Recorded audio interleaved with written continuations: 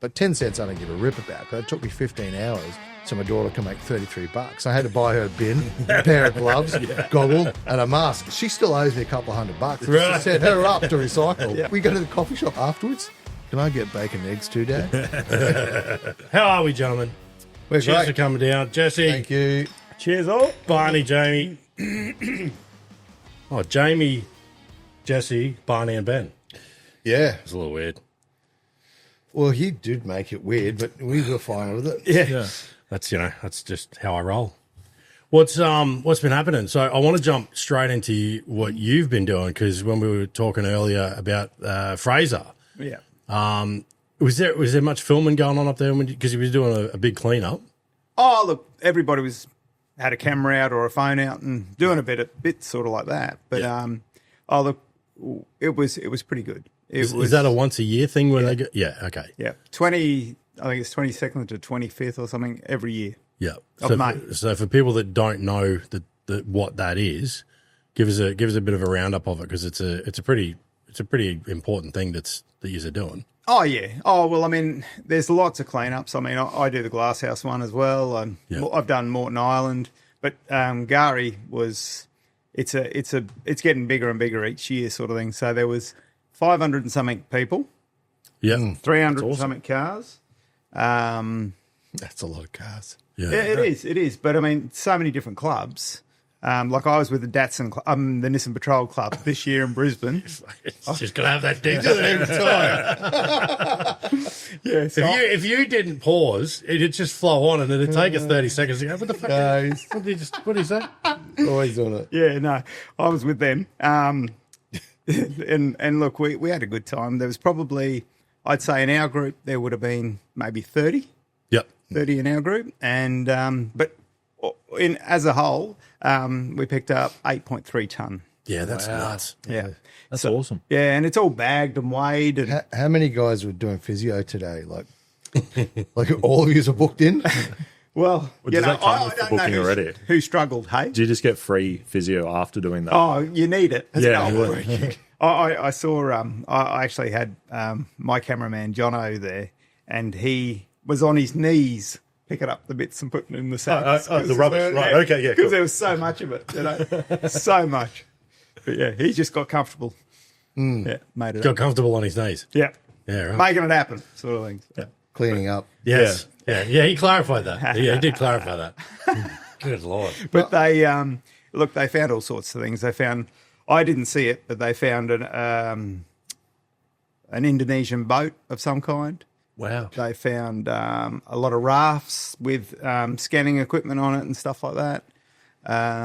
Canisters. Scanning equipment. Well, they must do it for whether they're monitoring different sharks, fish, whatever. Right. Like we've come across a lot of that stuff up in the Cape. Yeah. But I've never seen it down this end. But they found a lot of weird stuff. There was one thing that was weird that was found, but I never got to see that either. But the people won a prize for it, and that was a robot arm. A robot arm. But you see them everywhere. Yeah, of course you do. Yeah, Yeah, all the time. On the beach. yeah. Was it Absolutely. walking were down the they? beach? Like, How big an arm? No, I didn't see it. But yeah. That's But it. you know, you name it, you find it, sort of thing. so if anyone's got photos of the arm, send it in. We want to see it. I'd Yeah. like to see it too. Yeah. Absolutely. But That's just weird. one thing that you got to be careful of is syringes. Yeah. For sure. Just in my area, I picked up 6 syringes. Wow. How do you? How do you? That's one of my biggest fears. I could probably swim with sharks before I pick up a syringe. How do you find one and then continue to dig with your hands? You all shifters? How do you do this? You're not digging. You're not digging at all. You're picking off the surface. Yeah. So you're not, you've got gloves on and you're picking things up and you're visually seeing everything you're picking up. So Okay. And just the surface, you got 8.3 ton. what's that? Just on the surface, you guys picked up. Yeah. Yeah, it's only the surface. And so, and then look, then we have a sausage sizzle afterwards. Yes. One of the locals up there puts that on up at You've sold me. I'll be there next year. up at Orchid Beach. Yeah. So go to that, and then the next day, once we've got all the figures in and everything, we have the big raffle. Yeah. So a lot of the sponsors that are involved in it put on raffle with a lot of bits and pieces and all that sort of thing. Yeah. And everybody's there for that. And then we have another big cook-up with camp ovens. And Yeah, right. so that's 8.3 tons. That's a lot of shit. it was, yeah. Yeah. Like, and I mean, you think about, like, it's not like there's, you know, the stuff that gets left behind, it's not typically heavy individual items. So that's like rubbish bags and whatever else. But it's like, that's a lot. You think about plastic bags and the shit that people leave places, cans, syringes. Yeah. And that's 8.3 tons of that shit. Yep. That's a monster. I would love to have seen did they do photos of like all of like what it looked like going out, like how much physical mass there was of all that shit? Oh, look, there's lots of little reels being put up now because you're sacking it, taking it up to the skip. They weigh it, drop it in the skip sort of thing, so you can see their big truck skips. So big body truck. I'm a massive fan of what you guys are doing up there. It's what we've done a couple others before, but it's like bringing the community in, like, hey, don't leave crap at camp, which we don't want. What percentage after seeing it is from the ocean versus people leaving it just in your area, you think? All from the ocean. So very little been left there. Yeah. Yeah, okay. That's a good thing. And a lot of it was Indonesian, I can't say Indonesian, overseas bottles. Yeah. Yeah, okay. Bottles Yeah, that right. you don't see in Australia. Okay. So, Yeah. Like stubby bottles or That's a long plastic cycle. water lots of bottles. plastic. Yeah, right. Yeah. And then toothbrushes. Wow. Toothbrushes, really? Wow. Wow. Because I do that at the beach all the time. Toothbrushes and bottle tops. Could not even. So you could have started an online business. Oh, absolutely. I was going to say, you know, you go down the shops every now and then, there'll be someone walking past the bin picking shit out. I could just imagine the fleet of people that would have been around them. You think? That's like professional level Yeah. like bin diving. Oh, yeah. Just wait for the trucks to, load up and someone just walks off with a It's like bag. every year getting ready for the Kagari cleanup. Like you see him training for it outside Woolies at Strathmine. Yeah. Yeah, but it's a phenomenal amount of plastic waste just everywhere. Like, as much as you can't get rid of plastic today, like, look, everything in the room's plastic, but you're like, there is so much waste. I mean, we recycle, and my youngest daughter and I, we recycle, and she makes like $43 a month recycling. Yeah. And I just want her to get in the habit of having a good chore, discipline, reward. Yeah. Because we recycle. And she's like, oh, we got to keep everything, right? Yeah. No matter what we do, the people in Southeast Asia and across the world are so poor. The opportunity to recycle is not on the table. Yeah. The need to recycle is not there. They just dump it in a creek. It's a big problem. Yeah. I don't know if there's finding out that Southeast Asian bottles were on Gagaris. It's a long way to travel. That's a big trip. Yeah. But the recycling, like that 10 cents a can and all that sort of, that's done by the government, isn't it? Here? Yeah, so we're taxed. So the 10 cents on a can, they add a tax to the can, to Yeah. Woolworths. Right. And that's how it's funded at the up front.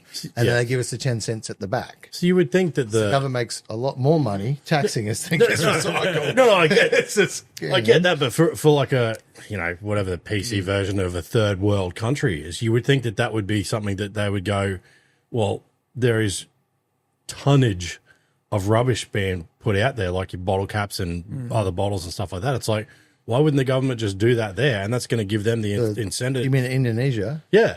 Well, one, they don't even have a proper dump. Two, you're living on $4 a day, so I really don't care. Do they have a government?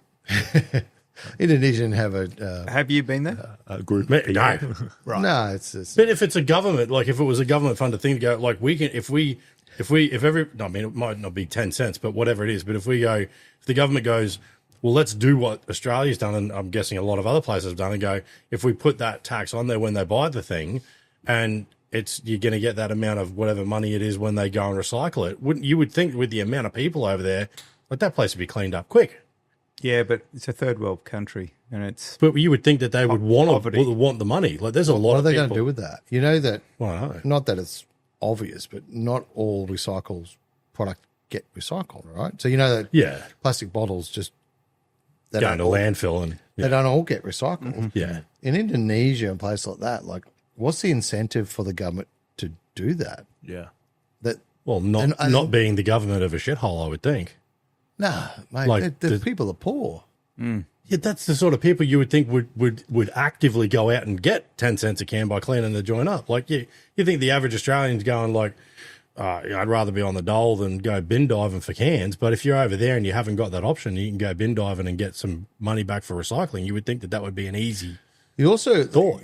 The cost of recycling in Australia, our taxes pay for it. So I don't know the exact number, but my understanding is the cost of recycling in Moreton Bay Council, the Moreton Bay Council is spending like 20 million plus to recycle. The 10 cents doesn't cover that. Is that for the plants and the facilities? Yeah, to actually recycle, the money coming back is near zero. Yeah. So the company that does the recycling makes a profit on what they recycle, and the Moreton Bay Council pay them to do that service. It's in our rates. There is no profit in recycling anything. No. We want it recycled because it's better than landfill, and it's more organised. Like if you want to talk about proper recycling, you got to go to Scandinavian nations. They like in IKEA had that cardboard. We all know IKEA cardboard. Yeah. That's the most burnable, recyclable, rewarding cardboard in the world for recycling because they just burn it. Yeah. I think it's 80% of all Sweden, Denmark, Norway is all burnt recycled product. They'll have 6 or 7 bins in a house, like different plastics. So if you want to sell a product in Sweden on Woolworths or Coles or their version of it. Their version of Aldi, what do they call it? Yeah. You've got to have a certain cardboard, a certain plastic. It all has to be burnable. They burn it all. They import from Germany millions of tons a year.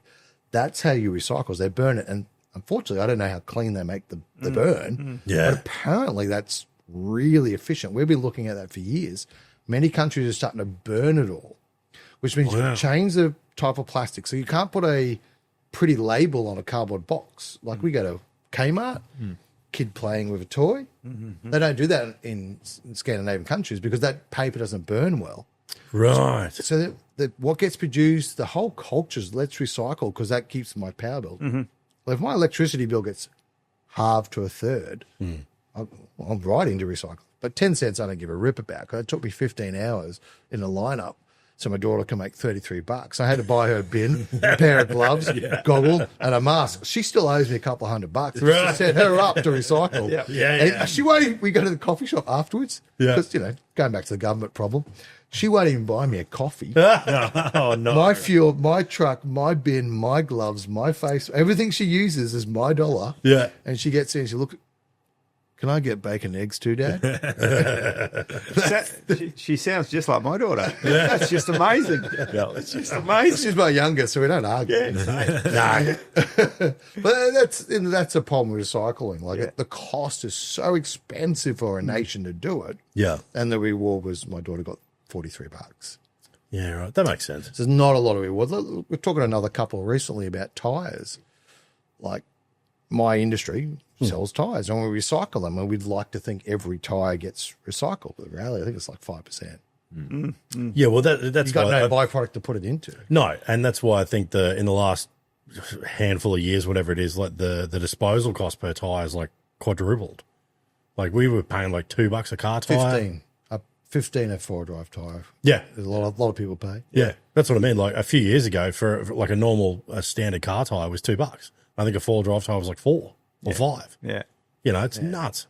Unreal. But and that's the part I don't understand with a lot of this shit is it's like there's so much technology and innovation and growth and the way things are done gets better and better and better, and yet shit keeps getting more and more expensive for us.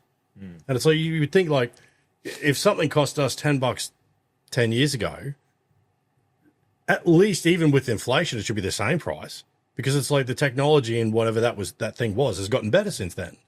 So shouldn't it now cost us less, but even with inflation at least the same price? No, I don't know. You guys use nappies? Yeah. What do you buy, a 24 pack? Yeah, like a 24 pack. What does that cost? Like $36.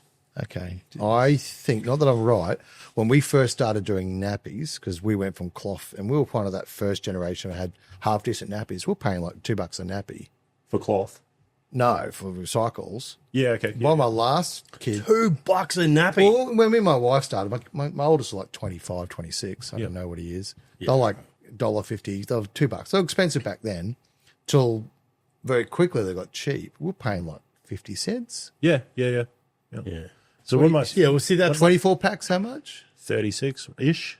You know, if you're on a good day in Coles, you might get it for 25 on the Coles special, you know. And that's when you buy 14 of them, and you look like one of the crazy people. Oh, you're one of those people that rolls out with like 4 trolleys of toilet paper too, are you? No, dude, I send my wife. Like, not a chance. Yeah, you can wear the kickback. Okay, here's my card. Me and the boys are going to get sushi. Yeah, you let me know if you need anything. I'll be over here. Yeah. But that's a good example of inflation and cost.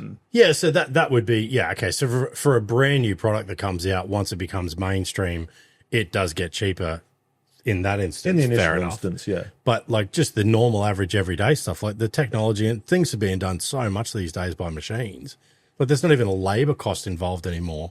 And we're still paying more and more and more. Look at the iPhone, right?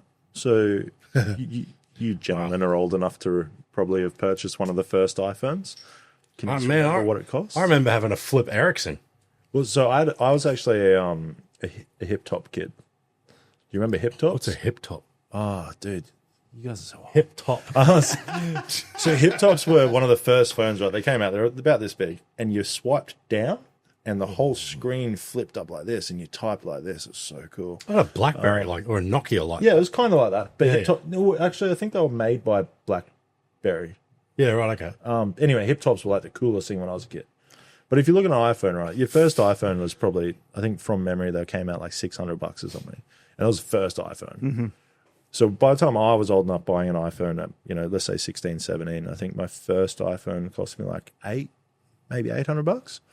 Now you go and look at what we were looking at iPhones the other day is like for the Pro, the brand new one, it's like $4,500. You're like, Wow. the hell? Like, I think the average phone iPhone's around 2. I looked at a bunch of them. Like, Yeah, I buy mine outright there because I'm still on fucking prepaid. Yeah, I buy my phones outright and keep my prepaid thing, and it's they're normally I think I think it's a 15. I've got the 15, the big one. That was 21 or 2200 or something like that. actually, I don't know if Google though. I'd love to know what it costs to manufacture the iPhone.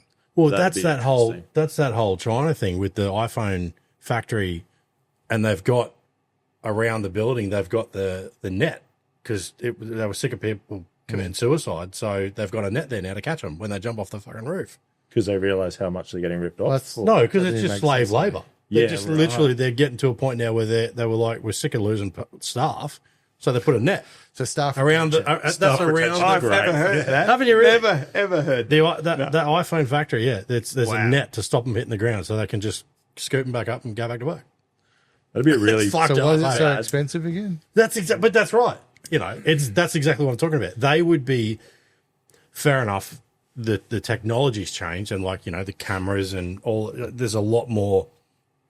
You're getting a lot more in an iPhone now than what you would in the first one, but the production of it has got to be next to nothing. Bring it back to our industry, Jamie. You pretty much here know more about 12 volt than the rest of us. You've been doing business forever.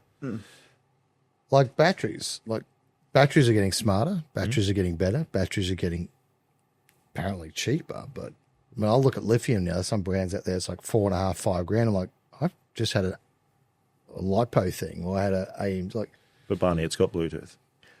well, Yeah. well, you would have seen the skyrocketing cost of just the. Oh yeah.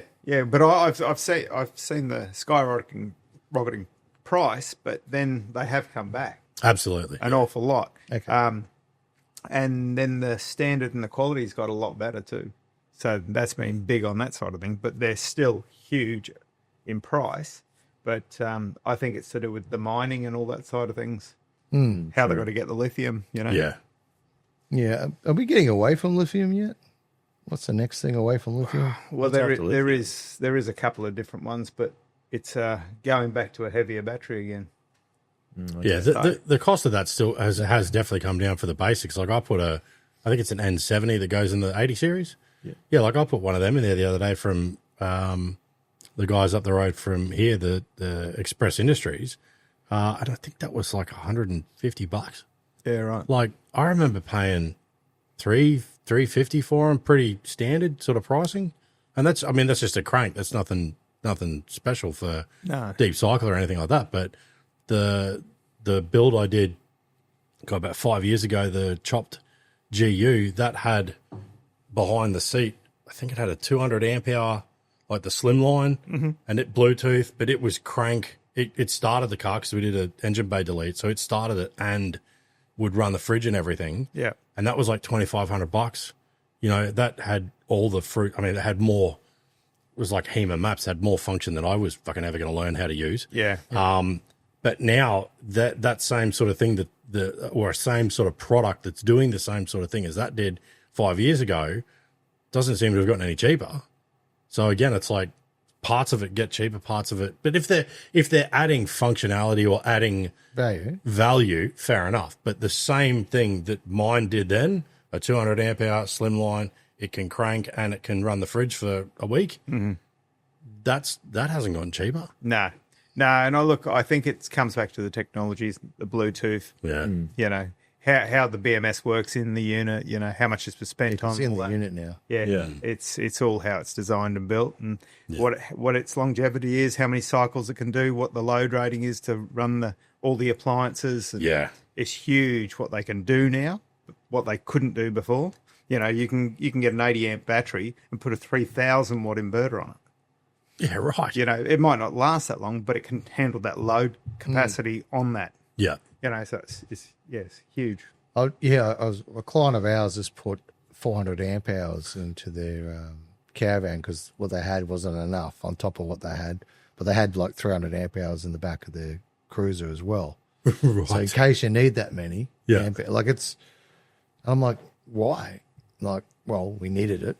And I said, what did it cost you? Like in dollars and weight. And I was blown away at how light it was. Yeah. The tech behind it, I thought, well, I won't go what they pay, but I was like, yeah. Very cool. So nearly 14 days of solar, no stress. Yeah. Not even kicking into the ute yet. I was like, Yeah, right. if you can give me 14 days, like the benefit of you gave me 14 days of a bit of solar, Yeah. the price and all these issues, the creases, they don't know the price 10 years ago. They only know the price today. Yeah. What they paid for was 14 days with or without solar. Like it's versus my little camper's got a 200 amp hour and 3 days later the solar's not cutting it. Yeah. But that's the difference. And I will take Yeah. the cost because I want 14 days on Fraiser. Yeah. Yeah, true. Huracan, whatever you call it today, sorry. But yeah, literally, if I can get 14 days without my solar, I will pay for that. Yeah, for sure. So, I mean, talking about cost increase, if you want to go like, just for my business, the cost increase of non-fix, so like that, just literally business is, since go astronomically out of control. Yeah. Like we cannot pass cost increase quick enough to keep on top of what things are costing. Yeah. Like, fixed costs are just out of control. Yeah. And that's so many businesses, and we're seeing that not just our industry, most industries. That's really hard. And even now, you try and you speak to suppliers and you'll say to them, look, guys, understandably prices are increasing. Can we look at a fixed, contract for the next 3 months even? They'll laugh at you. They're like, not a chance, mate. Like, no way. Even if you say to them, all right, I'll meet you in the middle because we know in 3 months' time it's going to be here. It was 24 months for the last pay rise. Now, not pay rise. It's like literally a lot of contracts on. Years ago, before COVID, was 2 years before I got a hike. Now it's 3 months. So I'm just signing a contract with a supply chain, and we've got a 12-month agreement. Yeah. But we can't have any pricing agreement. Really? Because the price changes too quick. If you want to go buy something now, it's so quick. And it's not just that. Like, they also can't get supply quick enough. Yeah. So then supply and demand goes, price had to go up. Yeah. Yeah. If I got the last set of Method wheels and price a couple of zeros, you know what I mean? That's the supply and demand problem. So, and that's what I just don't think things are going to settle down ever. No. I know Coles and Woolies don't want it to. They love it. I'm sure they They're do. winning. I don't look. I think the staffing side of it too is a bit of a challenge because of. I mean everything, COVID, everything else. But like Anthony up at Repliglass, I was talking to him a couple of weeks ago, and he's had two of his guys that he's had there for years doing, all of the fabrication and doing molds and all that sort of shit with all the fiberglass. And one of them got poached earlier in the year to don't quote me on this specifically, but I don't believe either of them had a forklift license. One of them left, went to a job that they gave him a forklift license, trained him up, gave him the job. Is that we'll hire you, we'll put you through the course, you get the license, all good to go. And then he told one of his mates that was still working there, mate, fuck, come and do this. He's gone over and got the forklift license job, and they're getting paid like 30% more than what they were getting standing there sanding fucking fiberglass all day. It's beautiful. Just cruising around on a forklift. And it's like that I mean, I've been buying. Why would you want to stop sanding? Yeah, exactly. Sounds amazing. But like I've been buying parts off him for 25 years, you know, and it's like all of a sudden now, because he can't go, all right, well, let's just put everything up 30% to cover these wages and whatever else, because then nobody's going to buy it. Because you can go on eBay and buy it from China for, again, quality's different. You know, but a body kit for a VL, you might have to spend 6 weeks fitting it, you know, because it's come out of a mold that, you know, wasn't probably great in the first place. But it's that the staffing price for everything in business these days has just gone through the roof, which is just, then it's either you go like me and go, well, fuck it, I'll just do it myself, or you've got to keep up with it, but then that's got to get passed on somewhere. Yeah. You know, I mean, like the old days, I remember having conversations with mates of mine where we were like, you know, if you were getting 60, 70 grand a year, you were living at large, you know, and now it's like, I don't even know what minimum wage would be, but it wouldn't be far off 60 grand. I think it's 53 from memory. 53 or something. Yeah, it's actually, It's if you crazy. consider it, yeah, it's We've got the actually highest minimum considerable. wage in the world. Yeah. Yeah, well, got one of the bloody highest paid fucking governments in the world too. I think we've got one of the highest paid highest cost of living. Yeah, I'm not a big definitely. fan of minimum wage. I'm a big believer that if you just keep increasing minimum wage, that's what the government did. Oh, we're going to up the minimum wage. Yeah. Can you just please drop the cost of living? Yeah. Like, now, because first thing you do, cost of wage goes up. Coles and Woolies like, oh no, 10% price rise. Yeah. Really quickly, the minimum wage goes up. Big guys go up. They're not like us small business trying to keep prices. They're just going to push it, right? That's what they do. Yeah. But if my electricity bill doubles again, you know what I mean? So like rent, all these costs is affecting everyone. It's just a tricky season. I think before COVID, we had 5 year seasons. Now we've got every second year is a different season. Yeah. There's plenty of people hurting out there that need more income. Plenty of small businesses are struggling. We're talking earlier about some other businesses that are flying. Yeah. Everything's different. I mean, can't rely on the government to get it right. No, but the ones that take off are usually the ones that have got the capital to leverage either buying power or marketing or because it's like something I heard years ago, whatever it was. But the big guys, you know, like your Warren Buffetts and stuff like that, have always said the same thing. It's like whenever the market's pulling back is when you spend, because that's when they make their money. Is what they spend when everybody's not. And it's like, that's great. Cheers. But what happens when the market's pulling back, which means we've got no money to fucking spend? Yeah. Like, you know, you see, it's like the 80 series that I'm building, like, I think I paid 10 grand for that. You could buy that today for 4, you know, and it was a good rig. Okay. Should what before. Yeah. I had a guy down here the other day come in for a price on doing an underbody because he's just tightening it all up, getting it ready to sell. And I'm like, what do you want for it? He goes, as long as I can get 5, you know, the last one we sold was only 4.5 grand. I mean, they're petrol, like, but they're stock grandpa spec. And it's like, Well, the second-hand car market's probably dropped 25% since Christmas. dead. It's collapsed. That So bets I you tried to 50. sell one of my cars, and Yeah. I'm not going to drop its price. I'm just going to sit on it, or I'm going to find someone I trust to take care of it. That's what we did. So, you know, I just watched the 79 market. 79s are going to be like worth $2 million. Everyone's kind of hocked. No more money. Yeah. Things are tight. Yeah. Wife's pregnant. I've got to sell my 79 because I've got another car for work. Yeah. So you're seeing a lot of car market. That's just people hurting.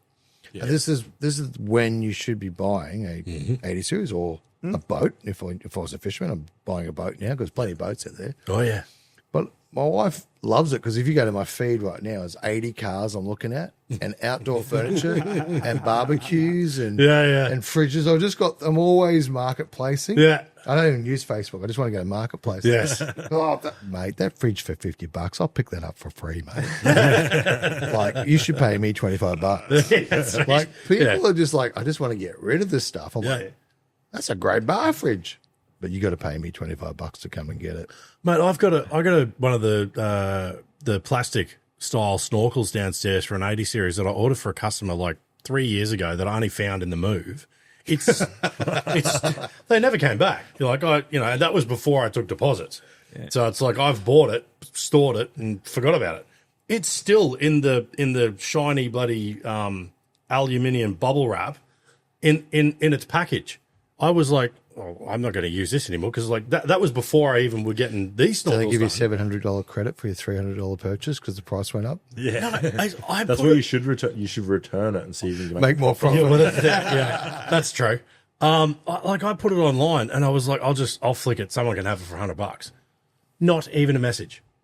Not a message for a $100 snorkel for an 80 series. It's like, I don't even know. You couldn't buy a Chinese one for that. And it's like, there's nothing. No, there's no movement in marketplace at the moment. Well, it's good. I'm going to offer that guy $100 to pick up the fridge. He's got to pay me now. Yeah. No, but I just think it's just swings and roundabouts. I think just after Easter, things get a little bit tighter. Yeah. And then after elections, everyone just slows down. But we just had interest rate drop, so things are just starting to pick up. I'm like, people have been hurting for 2 years. We're going to be hurting for 2 more years. Yeah. So we just need to be smart with what we do and get to legendx.com.au and spend every spare dollar. That's how you got to look at it. Shameless plug. That's how I look at it. There you go.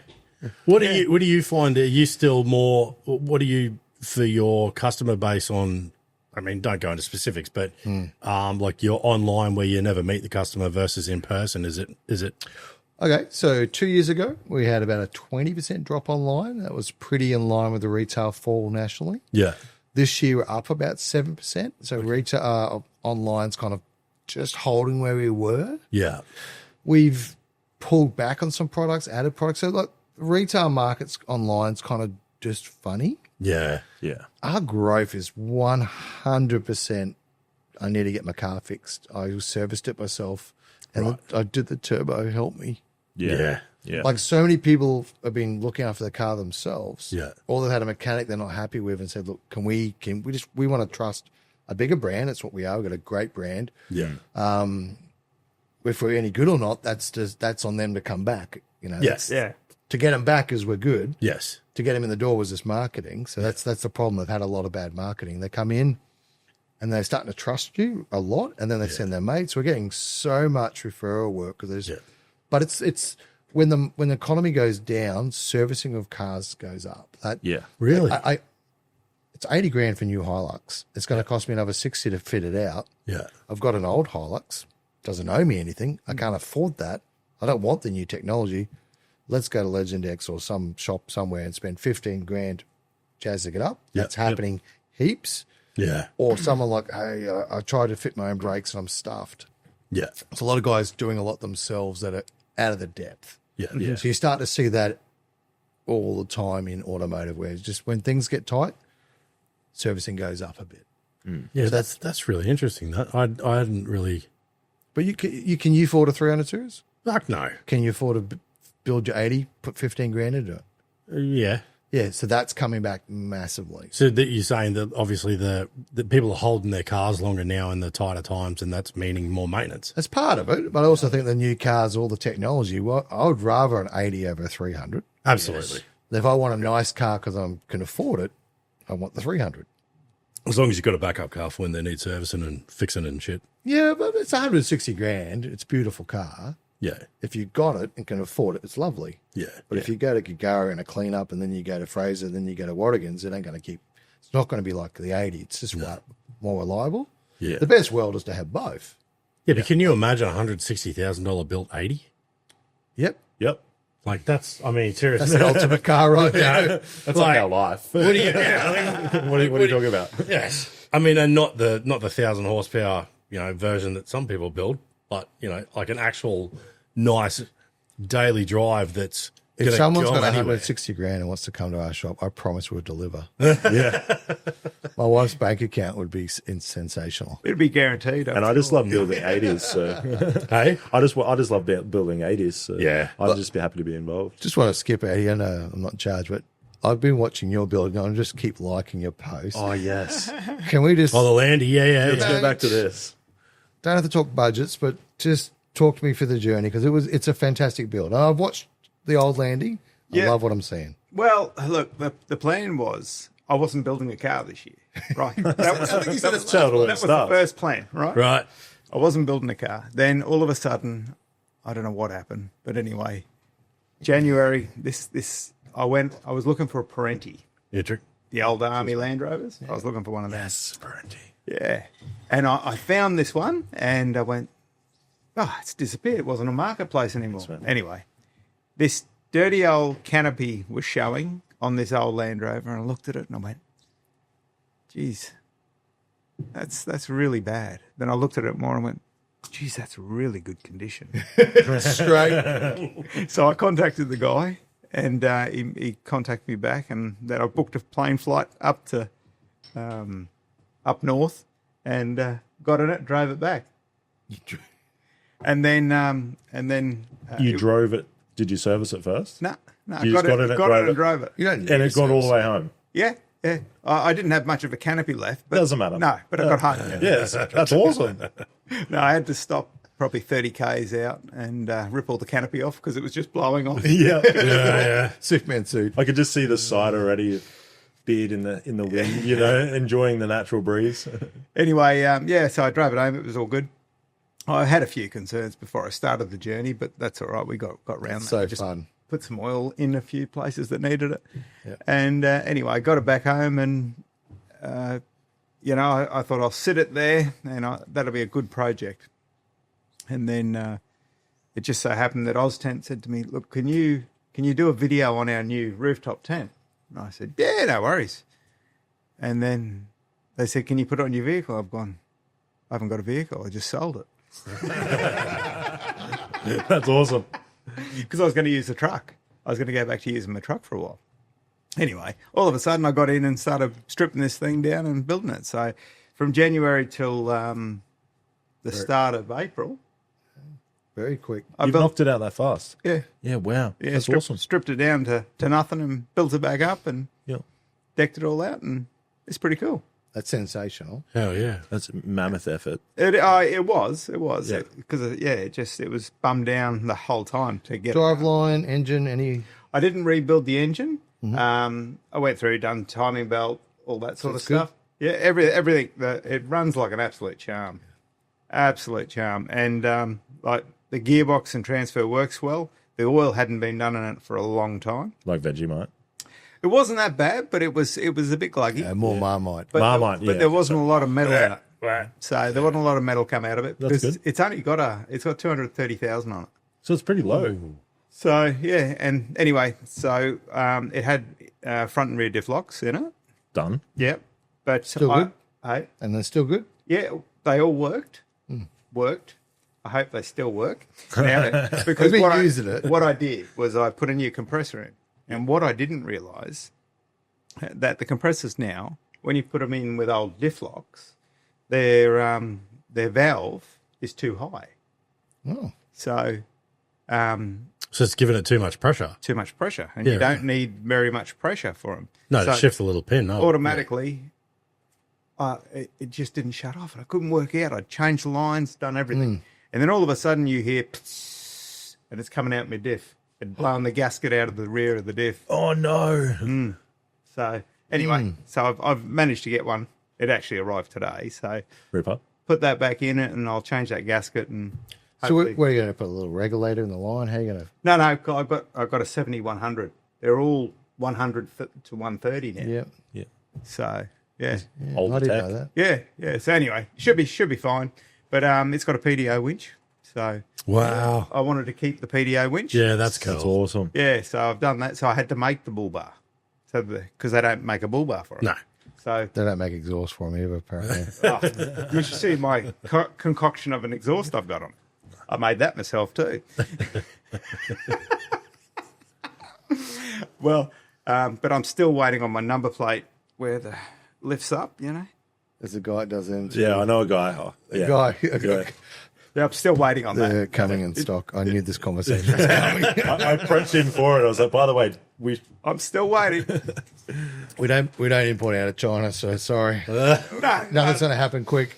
It'll be it. Anyway, yeah. So I got an old X-Rox bar. Mm-hmm. One that was sitting around. It was off an old Range Rover. Yeah. Anyway, I cut and shut it all and made that fit on it. Because I nearly used an X-Rox bar years ago in another car I built because they're a great platform to bolt on and go, I don't want those wings, and you can build from it. Because I know a few guys that I've seen them do with the Hiluxes. They get the X-Rox and they just do a bit of fab. And then I saw one guy literally bolt the X-Rox and just make his own wings and everything. Yeah. I thought, really good platform. So the center section, because you've got the crush tubes in the mounting. You got the center section for the winch mount. It's like they're a perfect platform to start and have a bit of fun, knowing that anything you do from that point, it's like that center section's strong. Yeah, you can winch off it, all that gear, and if we hit something, all the crush sections are all perfect. It's just decorative. It's like cake decorating, and from a good solid starting point. Yeah, well, all I done was just added on to the steel that they had there, just so I could hold it all in place. And no, it's all good. Any trips yet? So I've been out the beach. I've been out Surat. Yep. Done the Cop and Co Trail. beautiful. Lovely. That was good. And I leave again on Monday, and I'm gone because I've got to go. I'm going to go and film 2 episodes on the way down to Sydney because I've got the National 4x4 show. I've got to be there with it on display there. Yeah. And then it'll be a turning point whether I'm going over to the Kimberleys or coming back home from there. How are you finding the new show? Like because you're starting up. Well, when you come down that first time, you were only just sort of firing that up. Yeah. How have you sort of found the response and everybody sort of getting on board with the new channel or revamping the channel? Amazing. Yeah. Amazing. Like we're double, as in double views than followers. Nice. So we've got more people watching it than followers, sort of thing. Yeah. And 70% are watching it on TV. So awesome. Yeah, right. yeah, It's brilliant. Yeah, it's amazing. But I mean, I never understood that world, but now I'm starting to slowly learn it. So Yeah, it's a fucking steep learning curve. it is. But I mean, I'm learning it. I'm getting to understand it. Yeah. But the great part is I can do it my way, and that's it. Yeah, that's what we were looking at doing, because the dicking around with the Channel 7 stuff was just took forever, and it was like we kind of went, because I think the first season of this show was about 650,000 views across everything, but then at the end of it was March or April when I was doing the numbers for this year, we were like 1.5, 1.6 mil, and it was like Channel 7's only 150,000 on a Saturday afternoon. Mm-hmm. Yeah. And technically, my kind of people aren't going to be sitting at home on a Saturday afternoon anyway. They're going to be out doing what we're talking about doing. Yeah. So it's like, what's my actual audience going to be? And so the only reason we held off and continued to hold off was because their whole thing was they wanted to to premiere it. Yeah. So we couldn't have uploaded it first. And now we sort of get to a point where we're like, you know what, if that doesn't go up soon, we're just going to go, all right, well, we're getting enough views now that we'll just do it ourselves, and, you know, it'll be what it'll be. But we're going to, exactly what you're saying there, we're going to shift the way we're filming it, because the first few episodes were like, I think the first episode I did was about 14, no, it wasn't that many.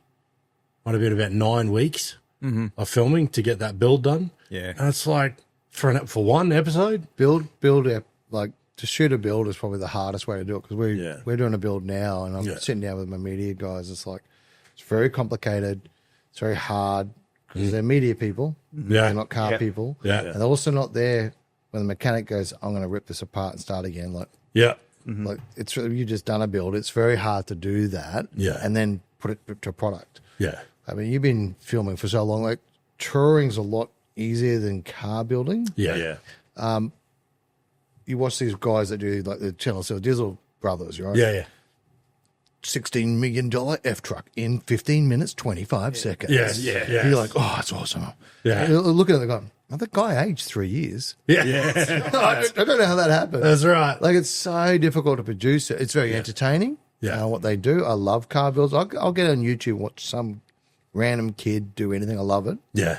But that's hard to produce. Yeah. No, And if someone else is in control, yes.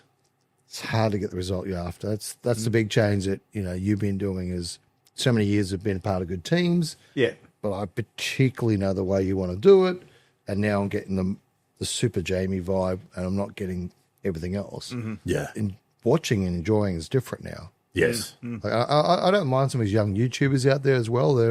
It's just them. Yeah. Yeah. It's just them. Yeah. It's always great produced. I mean, that TJ and Max stuff, beautifully produced. I enjoy that. But not everything's perfect. I don't need it to be perfect on that platform. No. But television needs to be a bit crisper. Yeah. Yeah. What time's yours on? Is it what day of the week's it on? I put it on Friday night, 7:30. See, Yeah. that's freaking gold. And that was our I whole put it thing on too. Friday night. Yeah. Because we went, well, that was an experience, to get one episode, but we sort of went like everything else. It's like success leaves clues. So it was like, who's doing I think it was someone brought up Bad Chad doing the way that he does it in the States. And it's just him and his wife, a couple other people in there, but she just films an hour a day. They break it up into 4 sections and it gets uploaded. Yeah. That's it. Yeah. The Mighty Car Mods boys, they'll do their like almost like a week in the shed, but at the end, and it could be this job, but then that job, and then but whatever. But at the end of it, and Gas Monkey does it as well.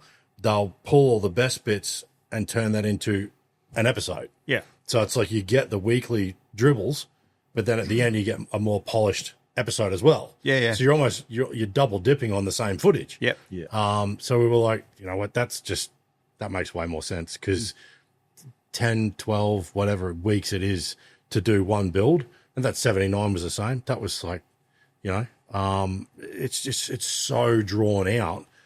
And I'm like, how the hell am I going to do 10 of these in a year to keep up with what Channel 7 was sort of talking about doing when it's like, again, it's just me. Yeah. Like I'm filming, I'm putting all the edit together. Then I hand it off to get all polished in that. But I do the rough cut. I got to sit down and do the mini interview talking about, because there's no camera following me, I'm not talking while I'm doing stuff. I've got to then go back and film me talking about what I know they're seeing based on the rough cut I put together. Yeah. And it's just like, this is nuts. It's too much. I watch a guy at one of those. Did you need a beer, Jamie? No, I'm Are good. you good? There's a cobbler guy, right? Just on YouTube, and he must have the camera mounted here. And he just What do you mean cobbler? cobbler shoes. I think it's Must called. be a ye olde thing. Sorry. Yeah, yeah. So he does shoes, knives, belts, timber, and every video is shooting down, Right. and then he just talks over it a little bit. Yeah. I'm just love. We'll find an old World War II pistol or a Japanese blade, or he'll restore some belt buckle, and it's just literally just sits there, and you can tell it's over days. It dips in here, then he goes to this machine, then he's polishing it, then that to me is the ultimate relaxation, is watching some old. You can tell his hands are probably in his 50s, 60s. Yeah. Yeah. The piece of junk that he picked up and the piece of gold at the end of it. My wife's like, "What are you watching?" Yeah, yeah. Yeah. I said, "I'm watching the Ultimate Man thing. A bloke restored something." Yeah. Yeah. And there'll just be a little bit of music, and I put it on it's on the big TV. Listen, and I'm like, "Oh, this is better than footy at the moment. The footy's gone." Yeah. But that, to me, watching that story of this belt buckle, Yeah. Yeah. and then he types up a little bit of history, but he has to kind of talk later over it. It's Yes. very hard to film while doing, Yes. and I don't, because you can't see, because it's all down over the top of it. Yeah. Point of view cameras. Yeah. Oh, is that what they call it? Yeah. Oh, great. So it's just a new thing. Yeah, it's POV. It's called. Oh, right. It stands for point of view. Yeah, Yeah. I think Bourne introduced it. yeah. He's right. Well, I can't remember. What was his name again? I don't know what he's talking about. So I watch a lot of the same stuff, but lathe. Oh, really? Wood lathing.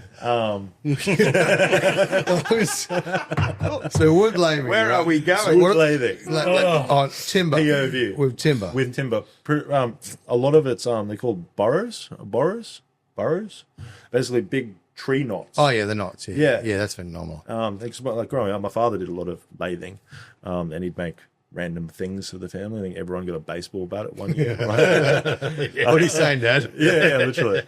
But watching these guys, like, they're lathing these burrows, like, it's beautiful, right? Like, they start with this lump of crap that you look at it and go, oh, it's not even good for the fire pit. Like, it's probably full of water.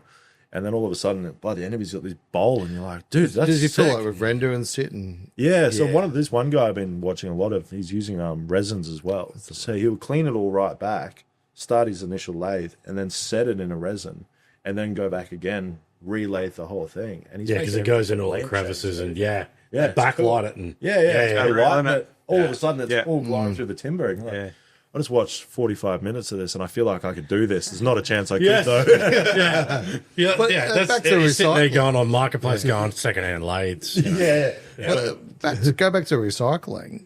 The problem is the generation before my grandfather, before the Second War. Like, you had 3 shirts, 1 table. Yeah.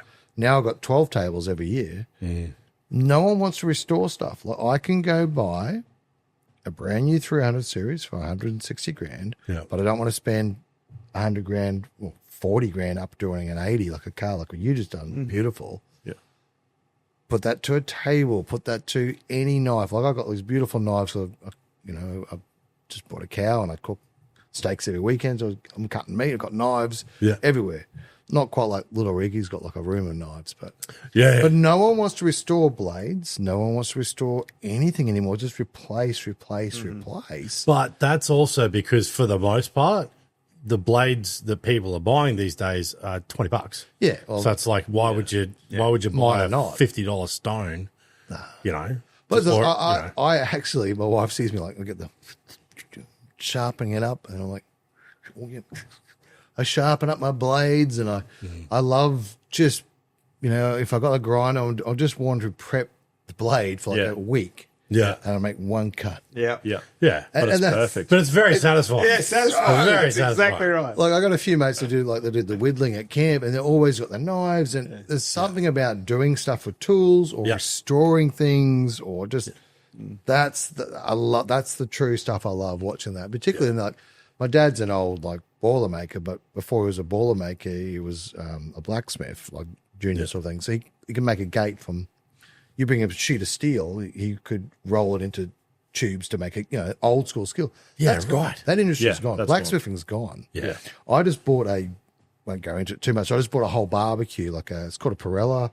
It's a South American barbecue. Right. I can vouch for this. This is the coolest fucking barbecue you'll ever see. It's amazing. But I had a guy make it for me. It's one of those things, it's just timber, and you got to wind it up. So you wind it, and it goes up and down. So South American Perella barbecue. Look them up. What are you winding up? The plate? So you Yes, get the further- plate's on a time. You wind it up, right? Yeah. And the fire's here. So the way you cook in South America, you don't put probes, you just feel the temperature. So you cook your meat at temperature by feel. Right. So if it's getting too hot, you just take it up and just keep stoking the fire. Right. Look it up, folks. Perella barbecue. Yeah. Now they're $1,000, right? Yeah. I found a guy at the back of Dolby, a blacksmith, to do exactly what I wanted, the way I wanted it. I went into his store. He's like, spittoon. He's got steel everywhere. He's got a blacksmith thing on. This thing is, if you don't want a polished stainless thing, it's a bit ugly. But I looked at it, this saw its glory. Yeah. I started buying pots and pans. I bought from this bloke a 400 mil wide skillet, 8 mil thick steel. Yeah. To 12, I think it's 11.5 kilogram skillet. It took me a week to heat it up, but when I heated it up, mate, it was daylight. Oil that in. Yeah, right. I wanted this guy to make it for me. I wanted that old skillet. He's got welds that are near perfect and some are not perfect, but this thing is damn square. It operates. You couldn't melt it. You couldn't burn this thing in the ground. This thing will live beyond my life. Yeah. And everything this guy makes, Tinker Brown's his name, out at Dolby. I had to find him in Dolby to get the skill and that feel of wrought iron. Yeah. It is glorious. Yeah. And every night, not every night, but 2 nights a week I'm cooking beef on it. It's that I love. Yeah, absolutely. I think that's cool. sadly something like my kids won't experience that skill set. But there'll be these relics. There'll be Uncle Barney's frying pan, and be like, how did they make this? Yeah. But my kids, I don't think will sadly have that wisdom, and you're seeing it even more so. Like my generation, more and more you see blokes go, oh, the car's fucked, man, let's buy a new one. And you're like, dude, why? If you don't have the skills, that's fine. Go and talk to the guy who does have the skills. Sit down, have a yarn, and it could be a pretty easy fix. Case of beer, or at the end of the day, there's always an invoice there. But the right people, you can always get it fixed. But those skills are starting to diminish more and more. Oh, totally. And more. Like how far, so you had to go to Dolby to find a blacksmith. 100 years ago. Well, I couldn't find anyone locally, and not that. I could have probably got my foreman to make it. Yeah. And not that he couldn't have made it, but I wanted this. Been watching this guy. Yeah. And his price was okay, and it wasn't a price issue. Yeah. It was just and we literally, it was so cool. I drew it up. I texted him a photo. He goes, great. I'll come back to you in a week. A month later, he's drawing me something. Yeah. And we've gone back and forth. I said, yep, do it. He goes, great. I have it made in a month. I said, all right, I'll send him. No, I'll just make it. You just come and get me. I'm like, do you want a deposit? Are you good for your word, boy? I'm like, yeah, that's the message. And like, this guy took me at my word. Not even a handshake yet. Yeah. I'm like, the whole experience, he could have doubled the price. Yeah. Not that I want to be charged more, but the experience of dealing with a craftsman Yeah. and the feeling of like, I got there, I was like, my wife got, I was all goosebumps to go pick up a barbecue. Yeah, I could have got barbecues galore and it'd be dead in a week. Yeah. But I didn't get some stainless, beautiful looking Instagram thing. This thing is crafted. Yeah, but And my wife looks at it and got goes, the experience of old school. I got things I want him to build. He'll build me a potbelly stove. I will only get him to make things for me now. Yeah. Like if I want something, Yeah. it's not a conversation of price because I know he's good value. Yeah. And I know he's going to do, but it's not going to be what I drew. He's going to redraw it and use logic and stuff. Like that's what I love. Yeah. But back to that craftsman, we got a guy, a mechanic at work named Luke, and I'll give him a shout out. Yeah. We can get a fuel pump, right, from Toyota for $180 or $200, but we could rebuild it in 18 hours immaculately. Like he wants to save everything. Yeah. This guy, he's got, and he's got the skills to do it. Like, he's built race cars. He used to do Dakar rally cars. Like he used to work in Chile. Yeah. Then he's come here. He's just got this and we've got to control it. Oh man, There's a budget for the client. Yeah. And we can buy the new one cheaper. He could save everything. Yeah. Every car, every bolt can be saved. Yeah. And it's beautiful. Yeah. Because when I get him to restore my car, Yeah. that's the attitude. Yeah. Yeah. Must be right. Yeah. But when when there's a budget, you've got to be Gotta draw a conservative. line. It's a Yeah. line. That's Yeah. correct. Yeah. And that's the thing. Replaceable parts are so cheap now. Yeah. Yeah. Luke's always good for a random bolt. If you ever need a specific bolt, you go see Luke. He's got it. He knows where it is. You go, man, I'm looking for an M16, probably a 1.25. Come out of the firewall of my Tirana, but I need it on the highlights. He's like, yep, straight to it. Got it. Here you go, man. Did you just need one? Do you want the washer as well? I got the original washer. And you're like, dude, thank you. You just saved me. I just needed that one That's bolt. good, eh? I remember one of my very early jobs in the automotive industry was Repco down at Enoggera on Pickering Street. There you go. And there was an old bloke there that, I would think he'd be gone now. He was very old. He's in the then. footpath now. They buried him back. Yeah, there. probably. But that bloke, you could go, it didn't matter what car. You go in and I would just be amazed watching him. A customer had asked for something. Not only would he know what it was and where it was, he'd rattle off like the PLU number. PLU 2748-43 and SKU now. SKU now, true. But he just knew the catalog. And it was like that I don't know whether it's an attention to detail or he was just a bit of a freak for it or whatever. It's an old thing. They used to have it's not a parts finder. It's actually Parts interpreter. Parts interpreter. Yeah, that was him. Now it's a half-hour course. Yeah. Yeah. The thing I hate most, I go to the, no offense to Repco or Bursons, I go to the website, I've got to put in the VIN number or my rego for the client, type it all in, and it's not always the parts are right? Not always right, but it's close. You've gotten them right, though? Most of the time I get them right, but some other people in the office don't. I don't know. But what you used to do is you used to ring up old mate, Yes. and you go, mate, is the one in the 92 model the same as his? No, the one in the 98's different, but you can use the 92, but you can't put the 98 They knew. Yes. Yeah. And all this conversation, he's selling you a $7 part. I'm like, Yeah. mate, you just lost an hour of your life. But they knew. Yes. Parts interpreters, there might be one or two on the north side of Brisbane. Yeah. Back in the day, every store had a part. Now there's so many kids Yeah. that work in retail just trying to get you. Where's the fuses? Aisle 7? Yeah. It's changed. even further than that. When I ring, sometimes I'll ring Toyota for one of the bonnets because whenever I do my bonnets, I'll buy a genuine Toyota bonnet. Yeah. Now you're ringing Toyota and asking for a Toyota part. What's your rego? Yeah. And I'll go, I just need a DPF 79 bonnet and the insert.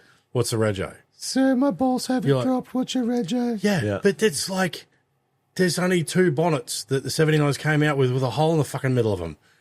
One's a pre-DPF and one's a DPF. What's your rego? Yeah, and still, sometimes I'll rock up and it's the wrong bonnet.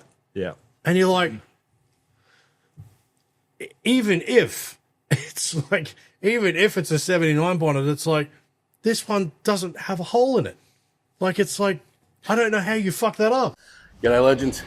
To help support the brands and support us, get onto our website and check out who we've chosen to partner with. For everything custom 4x4 and accessories, visit wildsidegarage.com. While you're there, don't forget to check the links for the discount section, where you can get 10% off brands like Carbon Off-Road, MAXTRAX, and In-House Fabrication. Remember to like and subscribe to help us grow the channel and bring you even more from Wildside.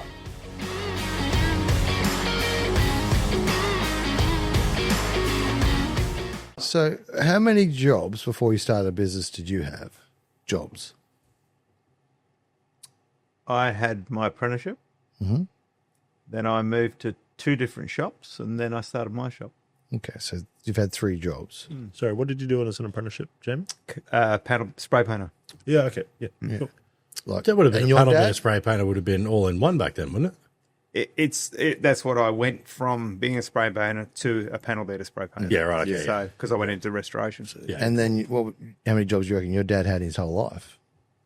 Was he? No, I reckon he probably only had 2 or 3. Yeah. And then his dad, like my son's had like 2 jobs, so it's unique, but he's only 26.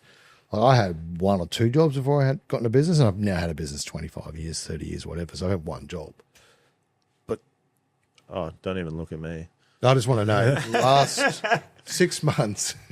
You know what I mean? Like, I will. that's where the skill's going. Skill is getting lost because what you got is my father worked in the coal mine. I work in the coal mine. My dad worked in the coal mine. I don't want to do that. Yeah. I don't want. And now I know people that have got 12 jobs in 12 months. I'm just looking at them like, Yeah, it's ridiculous. I can tell you. you must be hopeless at all those jobs. I can tell you, my longest employment in one place is 8 months. Your longest employment. I can beat that, for the record. I can beat My shortest. How long you work for me first? that. I don't know. You been 8 months? I've beaten 8 months. Okay, I've you beaten- go. No, that was Tell the story that's there. my longest. I didn't want you to quit tonight. That's the longest job I've ever had in one place where I was employed is 8 months. Longest? Never. That's longest. Longest. What's the shortest? What's the short? Shortest is 2.5 hours. Oh, okay. No, but I can see how that can happen. No. Well, okay. No, but did you fuck up? No. I've quit. I've never been fired. Okay. I've quit everything. I'm a fucking horrible employee. Yeah, okay. I can't. I couldn't imagine why. Yeah, no, I can't do it. As soon as I get my head around something and I understand it, I'm like, okay, cool. What's next? Yeah.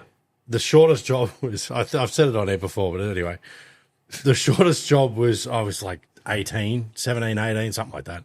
A couple of years back. And yeah, and it was doing carpet sales at a flooring shop in Redcliffe.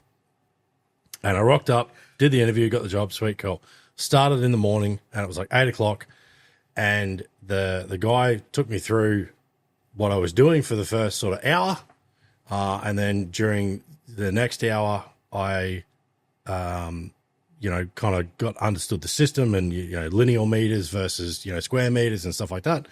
And then I made my first sale and wrapped all that up, dealt with the customer, and it come to the Smoko. It was like, I think it must have been 10:30. And we're just having a bit of a chat. And I said, okay, cool. So I've done that. Yep, cool. Lineal meters, sold that. Customer, they're all happy. Sweet, cool. All right, so what else is there? Well, no, that's pretty much it. All good. Yeah, you're doing good. I was like, okay. So what's the next step in this role? Like, is there someone to move up? Is there, he's like, I know my dad owns it, so family business. The son is like the manager or whatever. So I've been hired into the highest position I'll ever be in this place. And in 2.5 hours, I've worked out how to do it. And I got in the car for Smoko and left and never went back. I was like, there's not a fucking chance I'll do this for 6 years, 6 months, 6 weeks. I'm done. I'm out. I can't do it. As soon as I get my head around something, I'm bored. Yeah. I have to have something to chase or learn or grow or whatever. Yeah. Again, the longest one I'd ever had is 8 months. And that was real estate. Because it was every house was different and the customers were different and selling stuff. I got a thrill out of, going into people's houses and getting them more money than what another agent might have done. And I only went into that to learn how to actually sell and how to do marketing and stuff like that. It's the only purpose I went into it for. So I got that pretty quick. But then the first shop that I opened up the coast, I went from my longest job in one place in my entire adult life being 8 months to the first shop I opened was 6 years. And then sold that, moved back down here, went through a divorce and all that. And in that 12 months between selling that shop and opening this, I had 4 jobs. Because I was like, maybe I've changed, maybe I've grown. And I didn't. I was like, I can't, as soon as I get my head around it, I'm out. And then started this and now we're 8 years in. Yeah. So I'm a shit employee. Like I have to have freedom. That's not all you should have. No, I can't do it. Well, I get a big part of the skill shortage. Like, did you do 2 apprentices or included in one? No, really included as one. Yeah. Like they split it. They split it a while ago. It's 2 separate ones. Well, not always. Oh no, there was 2 separate ones. Like, it's a dual time. Yeah. Because we used to have to go and do TAFE 7 weeks per year at the TAFE. Oh, blocks. Really? I miss blocks. Blocks were awesome. Yeah. You just got paid for 7 weeks to go do fuck all with your mates. Yeah, that's what we used to think too. Yeah. But we got a school-based apprentice now. It's just 1 day a week at school. And I can't give him like a shout out. Big shout out for Owen. Yeah, Owen's a good kid. I probably want to get him on when he finishes. He's got the attitude I like. I don't even look at his skill set. It's your problem. I just see his attitude. Yeah. If he's doing a good job, Jesse's going to not tell me anything. If he does a bad job, I'm going to get told. That's all I need to know. So and he's a good kid. He's really good at smiling and waving. Yeah, whenever Barney walks past. Yeah. But when I went and investigated school-based apprenticeship, you can do 2 years at school, 1 day a week, and then leave school and only do 2 years of being a mechanic. Yeah. Now, of all the jobs in the world, I'm not saying it's the hardest, but there's probably like 800,000 different cars. Yeah. Like, if I was a brickie, no offense to brickies. No, yep. To me, it's lineal. Like, no offense to painters, it's a certain skill set, but cars, there's so many different problems to solve. Yeah. So there's a lot of pieces to it. And you can be great at any of those trades, and they're all different. But in a car, it's so many different. I just don't think it's a mechanic could be done at school and then quick. No. But the industry is so lacking that we're just going to take anything. Yeah. And in 2 years is enough. Yeah. I've employed guys out of like dealerships. I've been at 7 years at one dealership, and they are phenomenal at doing that handful of things. Yeah. And I brought them on because they actually had a bigger skill set than just that. But I was nervous. But I know a mate of mine, he's got a store up north, and he's got a guy 15 years at Toyota come on board. The guy didn't last 15 days. No. Yeah, but all he could do, the poor guy, was phenomenal at Toyota, but didn't know how to problem solve because they don't do that at Toyota anymore. No. They put a tool on it and says, no, replace everything. So the skill set of saving an engine, doing that, it's getting worse because we're going to process it out. It's also because it's becoming so much more electronic. Yeah. And it's half the problems you can find by plugging a thing in. Like these guys coming through these days wouldn't probably know how to. I would near, and I'm sure someone will correct me if I'm wrong. I would near on bet good money that a qualified mechanic that comes through in today's standard of training wouldn't be able to rebuild a carburetor. What's a carburetor? Yeah. Yeah, but this is what I'm saying. Yeah. it's like like laying out like what you were saying with the panel being spray painting. It's like there's so many panel shops these days. They don't want to do resto. They want insurance work. Copy paste. The same thing with the mechanical stuff. Yeah. It's like what you were talking about with the 300 earlier. It's like, yeah, you can throw a heap of money at it, but it's like those cars, there's no heart and soul in them. Yeah, I have to agree with you there. And the hands-on with the tuning a carby and changing points and, all that sort of stuff. Like those cars still exist, but the average everyday traineeship these days, or apprenticeship rather, is probably how to plug it in and read a diagnostic thing, because in all fairness, there's probably some old school boys out there that can rebuild a carby, wouldn't know how the fuck to even read a diagnostic. Oh, for sure. Yeah. So definitely. Both sides of the coin. But when they're dealing with these new cars and they step out of their little bubble, like of Toyota or wherever, and they go into somewhere like you, where they've got to start tearing shit apart, that's a whole new world. I think there's a couple of elements of being a mechanic, and that's just where I've spoken to the guys at AAA and all those associations. There actually has been conversations for a long time of different tiers of mechanic. Yeah. Yeah.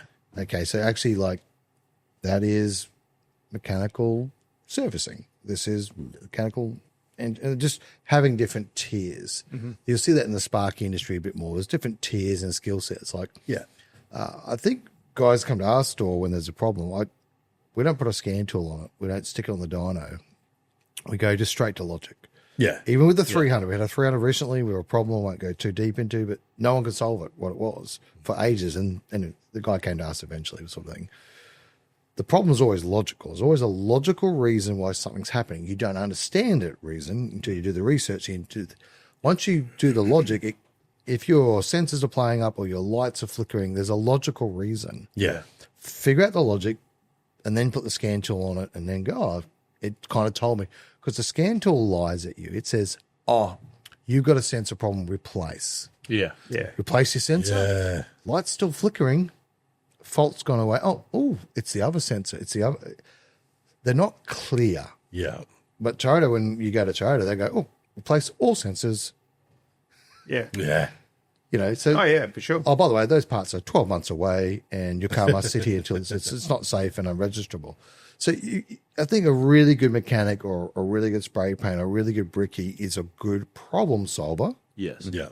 Because I've met a few guys that are brickies, and then I've also met, those stonemasons. It's all just problem solving, whether it's do the job quicker or more economical. That's what I think men are great at and great tradesmen is I can solve a problem. Yeah. Whether it's how to do something that's easy quickly or how to rebuild a carburetor. Yeah. That's what makes a great someone at something is they can solve a problem. Oh, totally. I mean, my son, he started a school-based apprenticeship as a mechanic. So he's in his third year now. Mm-hmm. And he come because we're working on cars all the time at our place. It's just the norm. But he's always going, well, how does that work? Or how does this work? And I said, don't you do that at work? No. And then I go, well, this is why you've got to do this. You have got to do that. You've got to do this. You've got to do that. And it's just another learning curve that he's learning at home, not in the shop, if you know what I mean. So it works. Yeah, that's fantastic. Is he working in like a dealership, or is he still at school? No, he's finished school. He's third year now, so he's third year as a mechanic. But he's small business. Small business, tyre shop. They do everything. Sort of thing. That's good. Cool. Yeah, that's a good broad. He's broad across everything, sort of thing. So because he comes home and he goes, oh, you should have seen what I've done today, and it's just tell me all about it. I hear about every project that they work on. Like he's and he has to take a picture of it and how he put the suspension in this, or how he done this and that. So that's good. He loves it. That's good. That to me is the good stuff. Yeah.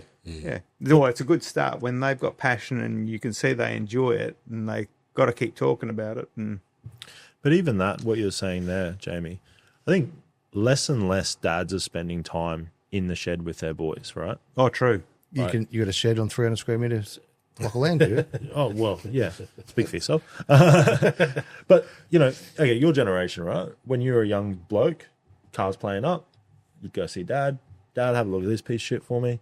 You know, a lot of the time, Dad probably had a bit of a mechanical understanding. Come on, boy, grab the tools. Let's go through this. There'd be that logic there. It was the other way around for me. Yeah, okay. My old boy didn't even own tools. Yeah, right, okay. Yeah. He was a brickie. Yeah. Or a concreter. Yeah, okay. He had no idea on mechanical. Yeah. But it was funny. You say that because I remember because I was right into motorbikes and Yeah, motorbike okay. racing and that. And I used to go and go and get the 20-cent bottles from down at the Scout then. Yeah. And I'd go and cash them in.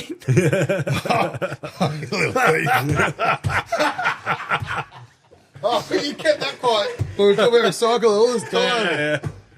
Anyway, I used to go So and there's some scout down out there missing a roof, and it's because of Jamie. I used to get my fuel money from motorbike riding from that.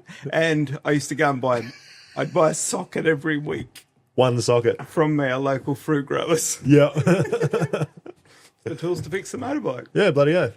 That's how it worked. My old man was my intro. Yeah, okay. He was. I've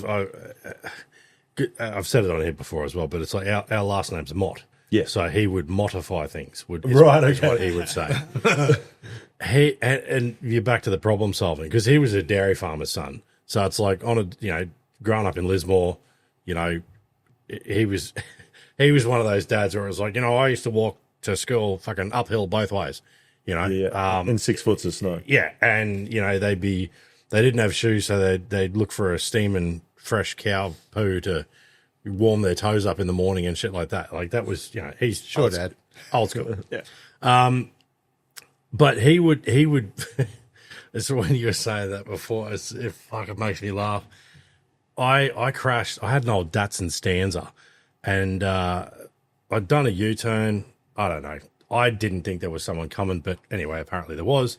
And this car has just literally taken the front of my car off. Wow. And anyway, we ended up going to the wreckers. We got a front cut of the radiator support and all that, light housing, and we're under the house at his joint trying to fix this thing, and the Stanza body, it's like we've put this front on it, and the passenger side's a bit too far up and the driver's side's a bit too far down out of square. And he's sitting there and he's just looking at it. He's like, he looks up and he goes, yeah, the hardwood floor. All right. So he put a fucking steel pole under one side and jacked up the other side, just fucking drew the body up. Yeah. What he didn't realize was that exactly where he jacked up was the bottom of the fucking shower, and the whole shower base cracked. Oh, no. So it's like the car was beautiful square. That's all that matters. But he's got this fucking whopping great big crack through the fucking bottom of the shower, and he's rung the real estate up on the following Monday and just gone, I have no idea what's happened, but the shower's leaking, and there's a big crack in the floor. I'm not quite sure what's going on there, but you might want to come out and have a look at that. But it was like that. He was a problem solver. He fucking just So he fixed your problem and got the real estate to fix his. That's right. Oh, It's awesome. Perfect. But it's like you sit there, and I remember watching that at the time, just going like, what is he doing? Yeah. But sure enough, because like the old Datsuns were pretty flexible, so just a bit of that leverage sorted it out. And They then, haven't changed. no. Yeah, you fucking Nissans, yeah. But he just kept putting it on there until it was right, and then he tacked it all in place and fucking welded it up. It was good. I think I drove it for another 12 months. It was great. Had an orange front section because it was, mine was blue, and the front of the one the donor one we got was orange. But other than that, it was like perfectly fine. But he just made it work. I'm not suggesting someone goes out and does that with a new 300 if they crash it, but back in the day, it was in itself, like remember back in the 90s, everyone had a panel that didn't match the car. That was just every car in the 90s. Yeah. You don't see that at all now. Nah. And that's again back to the skill set, right?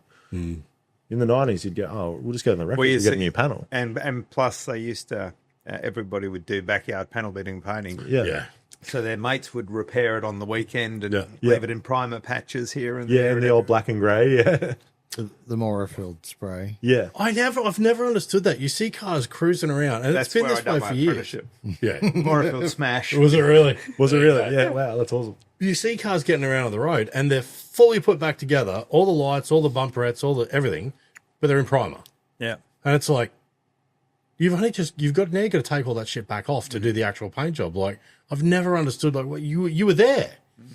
It was, why just put the color on it? Like, what happened? Yeah. I've never understood that, and it's like a Morafil Caboolture. You see it a heap. Oh, yeah. And it's always on bad. Commodore. And Nile is the same. And Is it?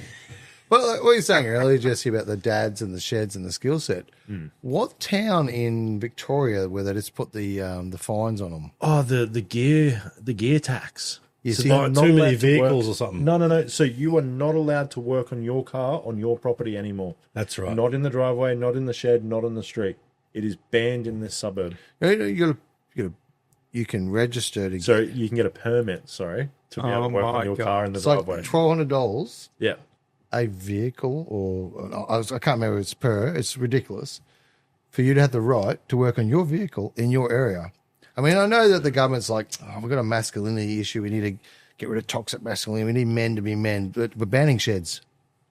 Like, I'm sorry. That's going to bring out men soon with pitchforks and I have fire. been watching the rage fitting going on. There's a guy who says, find me.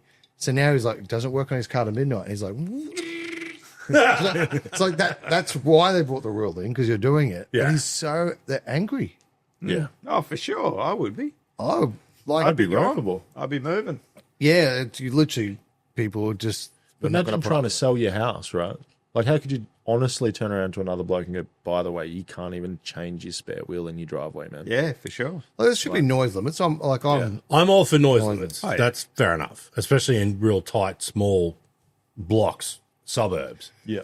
You know, I had a young mate of ours. I won't bring Gypsy into this, but anyway. So Gypsy, I used to finish work when I was at Brendale here.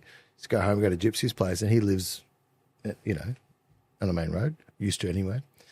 And you go there on a Friday, and the rule was just bring a carton and you go. But the parties would go on all night. I remember I used to go home afterwards, like, I've got to get mature. Come on, Barney. There's a fire in his backyard. There's throwing pallets. The next thing, an engine gets thrown onto the main road. An engine. An engine. They didn't need it. Yeah, right. And just, Right. So may as well throw it on the road. But you're talking about Warner. It's a small area. Like, Yeah. Also, the cul-de-sac. It's midnight. You're like, this is like limit of bashing. Like, we need to turn this off at 10 o'clock. And Yeah. the cops were never there. I don't know if it was a fear of intimidation. None of the neighbours' dogs were in or anything. But Yeah. that's part of that bogan culture I loved. Is like, yes. now I don't want it anymore. I don't know what it is. Maybe it's my age. But I live in a cul-de-sac. 2 doors down, the young family there. I'm like, at like 8:30 on the door. Hey, man, I'll go to bed in 6 minutes. Look at this party. They're 2 doors down. I'm like, not in my damn street. And I know, it's like, I don't know if anything's changed, but I know that I've gotten a little bit older. Yes. But bogan culture's definitely gone by the wayside. I have to agree. I was brought up pretty, I'll call it true blue, pretty Aussie bogan, brought up in a flannel and Uggies. But these days, like, a lot of that culture is really almost cancelled. You're almost not allowed to be a bogan. Like, Yeah, right. Unless you're on TikTok. unless you're on TikTok or your name's Barney, or like Well, I there's- don't allow bogans in my street either. Only room for one bogan in my street. Yeah, But exactly. it's changing. I don't know if it's... there's a lot of things that we love about cars, camping, fire, being loud. I love to go camping. I like to get a little bit loud, but at the same time, I like to be a bit respectful. yeah, absolutely. But not always true to that. Sometimes we get a bit louder. But that culture's changing where it's not acceptable. A lot of things aren't acceptable. yeah, But I think if you got a property, you got some good land, yeah, and if you're making a bit of noise and the guy's 4 acres from you, you should know that neighbour and you guys should talk it out.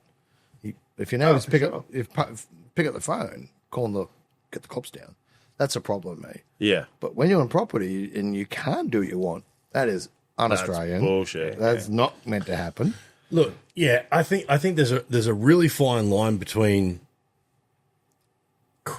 freedom of expression and creativity and things like that, and like you said, when you've got a neighbour that what you're doing is impacting them, there has to be a little bit of maturity to turn around and go, fuck, all right, okay, fair call. Right, let's, and what you said, have the conversation. Yeah. But if for the ones that are out there that are just going to be an arrogant prick and go, well, I own the land, get fucked.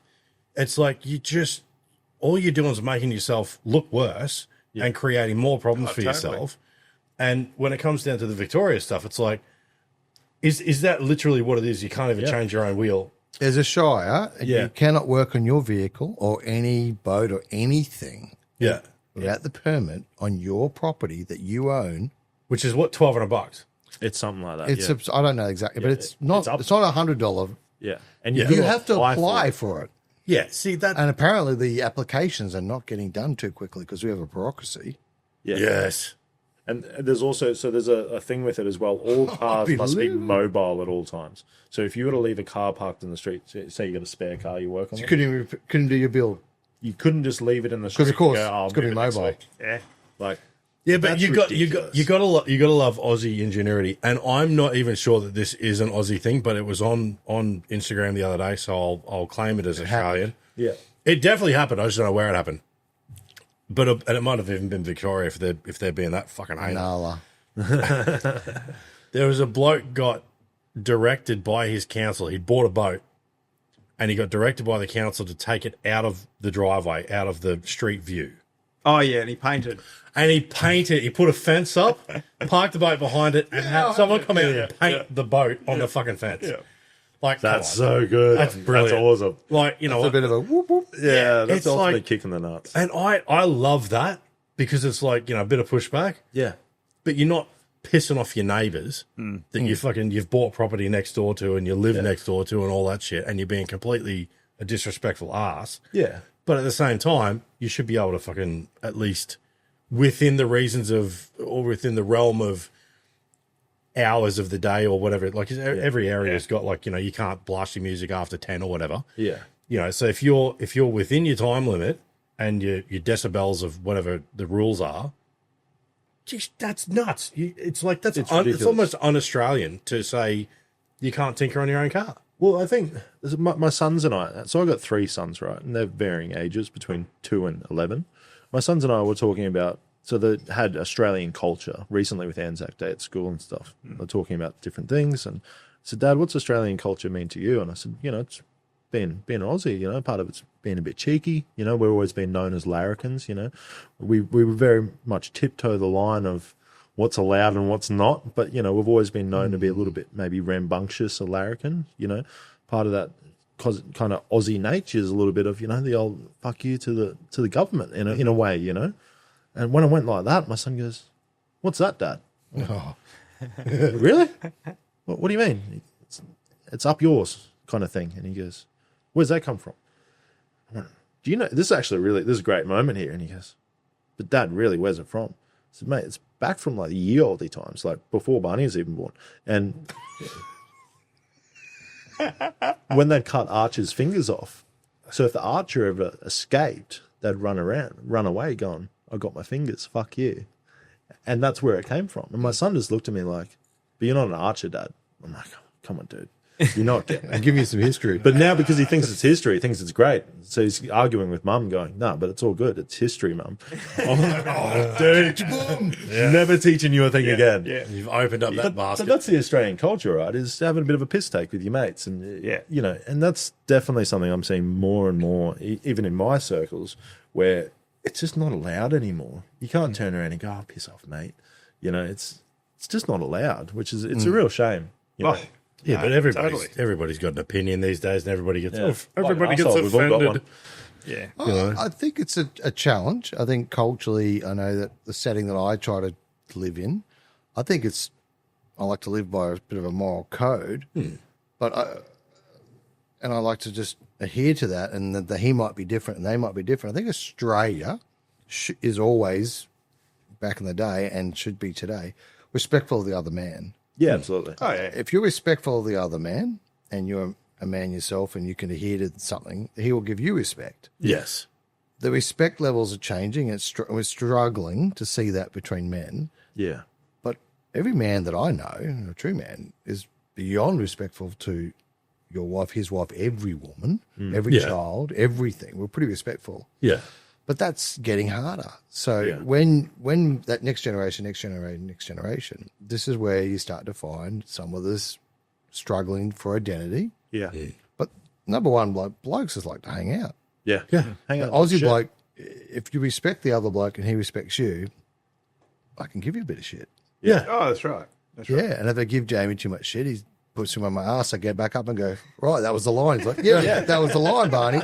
Right, and we now know that's the line. Oh, that was too much. And I got a mouth. And Jamie's never done that, but he certainly could, but he never has. Yeah. But that's how you learn the line sometimes. Yeah. And that's important. Not always be knocked down, but where's the line? Come back. Yeah. That's right. Yeah. Yeah, absolutely. Jamie didn't like that. Yeah, but that's the value of open communication. It doesn't always have to, like, I get what you're saying, whether it's knocked down physically or not. But having said that, I don't think there's anything wrong with the way we grew up, where you would have a blue and then it was done. Yeah. It didn't carry on. It wasn't the next weekend somebody came back with X amount of mates. Nobody pulled knives. You had a punch on. Yeah. And that was it. Yeah. I would say in my lifetime, I've had 2 good younger fights, and the 2 people I fought with end up being best mates for a season. Yeah. Both times I got back up, and I realized, okay, he's bigger. Yeah. But at the same time, I got the mouth. Yeah. And you honestly, I don't mean, no, you wouldn't know this, but, we understand that. Yeah. No, that's definitely how I was. I think I was probably the tail end of that because, like, you started seeing it more and more. I remember in high school, it'd be after school and it'd be like, fuck, you and me, we're done. Back of the oval kind of thing. And there'd be, a crowd of people, a 3-minute punch on, Crowd of people. But that's what school's like. You remember it'd be fight, everyone run down the back of the oval. It'd be probably a 30-second fight. I was going to say 3 minutes would be a long fight. Probably a 30-second fight. Yeah. And then you'd get back up and you go, all right, I proved my point, and you'd walk off. But then I started seeing it towards the end of my high school, because I didn't finish school, but you'd see these problems and all of a sudden teachers are grabbing these 2 blokes and going, we want you to sit down and talk about your feelings. Why did he make you feel that way? Well, he called me a cockhead. And you're like, no, but why does that upset you? Like, he called you a fucking cockhead. Of course you're going to be pissed off about it. And I think blokes aren't being enabled to just be open with, hey, mate, I don't agree with what you called me. Move on, get over it. There's this whole big build-up of emotion behind it, and I've got to force this kind of, to me, it's a different kind of It's very suppression. yes, suppressive kind of feeling behind it. I don't agree with it. I don't know that. I'm like on both sides of the fence with this, because I think that there is a part of our father's era that did suppress a lot because they just fucking got on with it. Yeah, And it's like, who was better off? The ones that are sitting in therapy because they don't suppress it and they don't just get on with it, or the ones that just went, okay, well, that sucked and we'll keep going. There's both sides of that coin, and I've been on both sides of that coin, because when my whole world kind of come to an end with my old shop that I've been building for 6 years, and marriage broke down, and then I wasn't in the house and I wasn't seeing my kids every day, and I went down that rabbit hole of getting on fucking Lexapro for panic attacks and anxiety issues and shit like that. Yeah, to face your demons. Yeah. So but the problem is that for a period, I didn't face shit. Yeah. I just took Lexapro. Yeah. And then I got to a point where the inner, more so the, I don't know, masculine energy, whatever, sort of started to come back out. It was like, hang on a minute, this is bullshit. Like, I'm taking these fucking tablets. Like, okay, that sucked. Let's look at this. And I went, 2 weeks on a half tablet, two weeks after that on a quarter tablet, then stopped. And then it's like, I haven't had a problem since, because I went, oh, okay, well, it sucked, but that sucked. The rest of my life doesn't have to be exactly governed by that with these fucking tablets. Kind of crappy moment. Yeah. And it was like, all right, well, that was a period of time that, my world was breaking down. Yeah, absolutely. So I've been on both sides of the coin, where I'm like, I've been sort of, cotton wooled my own emotions and went down all the, you've got to talk to people and you've got to do this and you've got to get it out and all that sort of stuff. But that's it. After 4 years, I'd done nothing. Yeah. And I went, you know what? And it was my missus who, she's as challenging as she is in some regards of her version of, it's time for me to man up. Like, I needed to hear that. It was like, put your big boy pants on and just deal with it. Yeah. So So you're saying your ex came back and just gave you a hand up for a bit, told you to get on with it? no, my fiance, my lady now. Yeah. I'm just confused there. Yeah, sorry. But no, it She was. told ladies me in to the harden life. up. Yeah, she Yeah. basically did. My lady was like, That's good help. you're more than this. I think it's time you fucking put your big boy pants on, teaspoon of concrete type stuff. Yeah. And it took me to go, oh, I didn't really want to hear that, but okay, and process it. But it was like, yeah, that's what I needed. So I've been on both sides of the coin, and I'm like, I'd rather be here. Yeah. I would so much rather be like, okay, that sucked, Yep. but it's time to fucking man up and do what we got to do. And I think I think that line, that man up line, is not used anymore anywhere near as much as it should. That's Yeah. exactly I right. It completely needs to agree. be used Yeah. because I'm I've always been that way. That I'm sort of in real. I'm very hard, sort of thing. But I'll take everything. It is what it is, Yeah. Yeah. and Yes. deal with it. I love that line. I don't beat around the bush. It is what it is, and that's it. So Yeah. we just roll. When someone pisses on you and shits you off in the world, you're just like, get on with it. Yeah. Yeah, that's a skill set that's lost. That's a masculine thing. No, I'm always very similar, and you know that for a fact. Like if someone does me dirty, I don't have to create a scene. No. Good. That's what it is. Well, I'm going to get on with it now. Yeah. Yeah. And my wife says, "How do you do that?" And I was like, "It's a DNA thing. I don't know how to explain it to me. Yeah. But it's not just DNA internally; it's a DNA in my culture. Yeah. Yeah. You know, I've been taught this by my father. Yeah. You must get up at 5 a.m. You must get, and that go. It's a part of it. But it's also the assessing. You're looking and going, right, that's how it is, but more so protecting what's them behind me Yeah. and how I deal with the get on with it's like what works here. Yeah. I think I look at this current younger generation as every generation has done. So I don't want to just poo on this generation because I'm the one before it and two before it. Yeah. My kids, for my oldest, were the first, because like I said, they're 25, and my youngest was 12 yesterday. So they were just in the social media world. I'd go to school. My wife would go to school. There's a bitch at school. I go to school, punch on with Jamie, whatever it is, doesn't really matter. Go back to school, it's forgotten. Yeah. My sons and my daughters, whatever happens at school then happens all night. Yes. Yeah. And it continues to happen. And in the morning on the way to school, it's still going on. Yep. Yeah. That's scary, hey? I went home. I forgot I punched that kid. Yeah. I forgot what I said to the teacher. I didn't have computer games. I loved my computer gaming as a kid, but Mum would go play it. So me and my brother would run outside, punch each other up, play a game of cricket, play and go footy, old school. Yeah. And you come in bleeding. You got cleaned up. You had dinner, but there was not this anxiety build up on it because my kids are not anxious, but there's this anxiety within the friendship group because Yeah. Denise said something to Jimmy and Jimmy didn't like it, and there's this non-moment of Yeah, there's no relief. there's no down. Yeah. And then they go on school holiday, and one of my youngest kids struggles because of what she thinks someone's thinking. Yes. Yeah. And that's a girl thing a bit. Yeah. That's also her thing a bit. It's Yeah. also a culture in the house a bit like, Yeah. I never care what anyone thinks, but my wife seems to, I want to make sure I don't want to upset people. I'm like, it's okay to upset someone. Yeah. We don't want to do what's wrong, Yes. Yes. but if we did what's right and it upsets people, I don't care. Yes. Agreed. But my daughter's this angst. And I think with guys and girls, there's no relief valve Yeah. from that stress. So it's a completely different result. If your boss stands over you every minute of the day telling you what to do at work and then at home and then for breakfast, like you're not going to get to work tomorrow. You're not going to put up with that thing. And that's what these kids today are like. It's constant. It's because it escalates more online because you Yeah, find it that is. there's it's the old keyboard warrior. Yeah. 90% of the stuff that gets said online is because whoever's saying it's in the safety of their own home and they're not in your face. It's like most of the shit that you see these kids dealing with, Yeah. they're not going to say to your face unless they've got 40 people behind them, Yeah. but in a one-on-one my scenario. kids don't have social media. Yeah. I don't allow them to have it. There you go. Oh, really? Nah. I You get agree a with job, you can afford a phone, you can get Facebook. And by Same the rule way, in my house. I'll pay for everything and you won't need a job. Yeah. I want them to, it's really hard. But at some point, they need social media to connect with that group. it's a balance. There is a balance as parenting. It's an age thing though. Like Blake, my boy, he's nearly 14. He has TikTok for his little YouTube videos and stuff that he does. Yeah.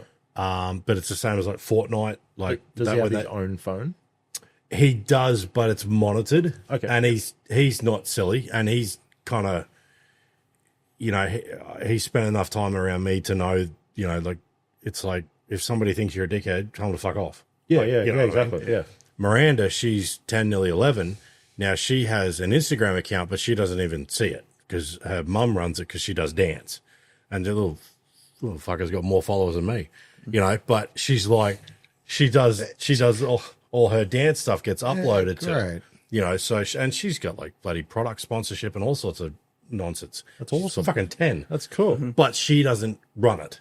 So she doesn't, there's no engagement from her. Yeah. And when there is a post goes up like, oh, I did this today, it's a mother that writes it. Yeah. So it's like, I get the need for it in this coming era of video and stuff like that. You know, in another 3 or 4 years, she's probably going to be doing, because she's been doing it, Jesus, since she could walk, she's going to be doing, I don't know, like what are the auditions for things and Don't the follow about dance, man. I know nothing about no, it was just social media.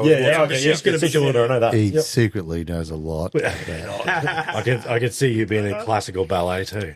Yeah, she's going to need that. So it'll be a good foundation for her when she's old enough to look at it. Yeah. But as far as the kids that are going to school and there's an argument at school and then it continues online, all it does until they get into each other's faces the next day is escalate. Yeah. It never goes down. Yeah. It's like the whole thing is, oh, you should have said this, and you said, oh, I would have done this, and I would have done that, and oh, you're a dickhead, and you're a dickhead. Is this a parenting problem? Is that what this is? I think it can't be anything other than that because the kids aren't responsible enough to vote or buy alcohol. So how is it their responsibility to manage a social setting? Totally. Yeah, I have to agree with that. Yeah. My kids don't have phones or anything like that. My eldest came to me the other day and he said, Dad, I'm the only kid in my grade that doesn't have a phone. I said, cool, when you got a friend to call, you let me know and I'll get your phone. I said, no, but in all seriousness, How old's your boy? my oldest is 11 this year. So, See, 11. Everyone in his class has got a phone. I'll chime in on that. Mine have had phones for ages, but they were those phones that they didn't have any of the apps. I was just like, call mum. Call mum, call dad kind of stuff. And that's, Well, my that's 14-year-old's got a flip phone. Yeah. You can text. Can you still buy flip phones, or is this like a relic from? But when you say text, are you like you're trying to get C, so you got to hit 2-3 times? Like, I don't know what the flip phone looks like. but like Not you know the speaking, old you jerk. like No, but actually, did you actually buy any? Don't be an asshole. Yes, we did buy it. No, so that's And a cool. Telstra That's store. awesome. Because I got a Telstra account. Yeah, okay. But, okay, I want to protect my kids, not just from predators. That's a natural thing. Okay, this guy talking to my kid. Forget that given. part. That's a given. yeah. I want to protect my daughter from herself Yes. and then things that girls. I've got 4 daughters, so I know Yeah. this internalizing that girls do, which is terrible for And a themselves. lot of what social media is like force feeding them, right? Like about image and all this crap. That is the problem. It's hard. This is a problem. It's a me now I've got to look like this sort of problem. It's always a problem. But I just want to protect her from myself. Yeah. I've got to protect her from her friends. Yeah. It's not it's not the school. She goes to private schools, a good schools, a couple of girls that are a headache. Yeah. I've got to help him. I was bullied at school. I probably bullied some kid at school. I probably helped a mate that was getting bullied. That's good. But that's part of life. It's part of life. You don't want a bully fully attacking people. You want to stop that. But you want someone to stand up. You want that Yes. conflict and rising. Yeah. Yeah. When everyone says no conflict, no conflict, we don't know how to step up. Yeah. We don't know how to go, oh, Jamie offended me. Hey, mate, yesterday when you said that, buddy, like, we're by ourselves now. That conflict, it's just, I told the teacher emailed the parent, the parent emailed the principal, we're going to have a meeting. I'm like, this 11-year-old kid texts my daughter something silly. Just get me the dad's number, would you? Yeah. Yeah, exactly. Just need to help the kids. Yes. Parents need to talk. But now it's straight to email. I Yeah. got to do it. But One a of my lot daughters the a teacher. parents It's crazy. can't communicate either. Parents in my It's not hard. My kids school I know. horrible. You got their social media. You just go, hey, kid, what's your parents? I don't know. Yeah. Like they, a little while back, one of my sons, another kid punched him, right? So both my sons do Brazilian Jiu-Jitsu. Like, they don't look after themselves. And I've always taught my sons, if someone kicks, like punches you or knocks you down, you got every right to defend yourself till that is de-escalated. And to me, that is when the fight is over. You don't punch someone when they're down. You just, you end it. Mm-hmm. Now, this kid punched my son in the back of the head. Now, my son's a pretty good kid, big boy, turned around and knocked his head on the ground, got up and said, touch me again, I'm going to put you on your ass. The kids ran away. He goes, all right. I'll go up the office. Yeah, it's cool. Goes get some ice. Comes sees me after school, pick him up. Buddy, what's going on? You got an egg on your head. Teacher told me you had to go to the office. What happened? I fell over, hit my head on the ground.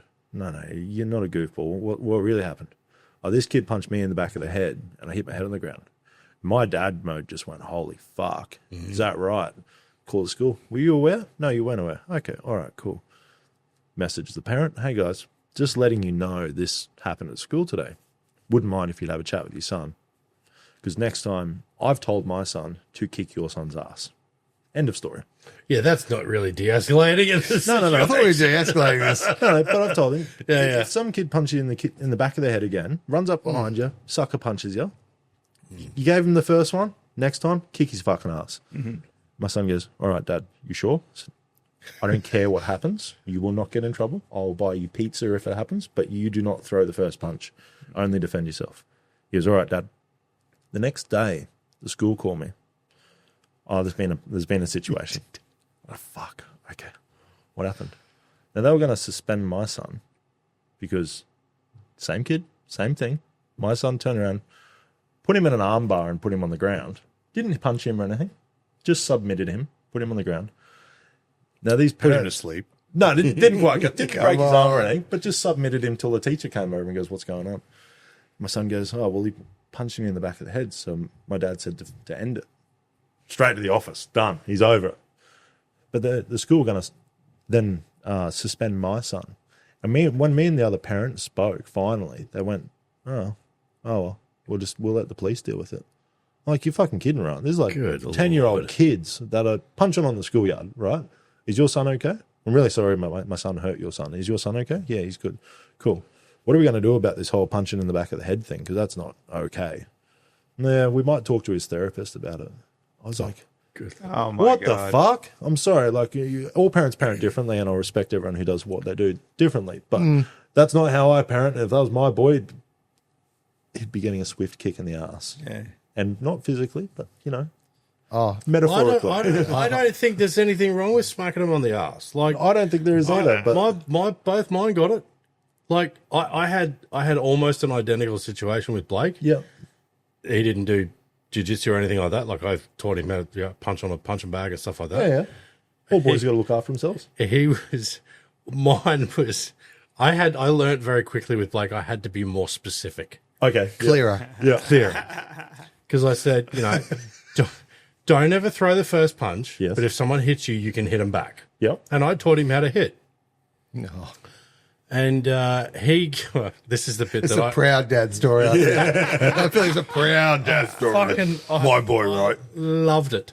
When his mum told me that she'd been up at the school and I got the full story, I was like, okay, I probably should have clarified that part of it, but anyway, so he's gotten hit at school right at the end of morning tea, and the bell goes, so he just got up, went to class, didn't say anything, sat on it for the entire next period.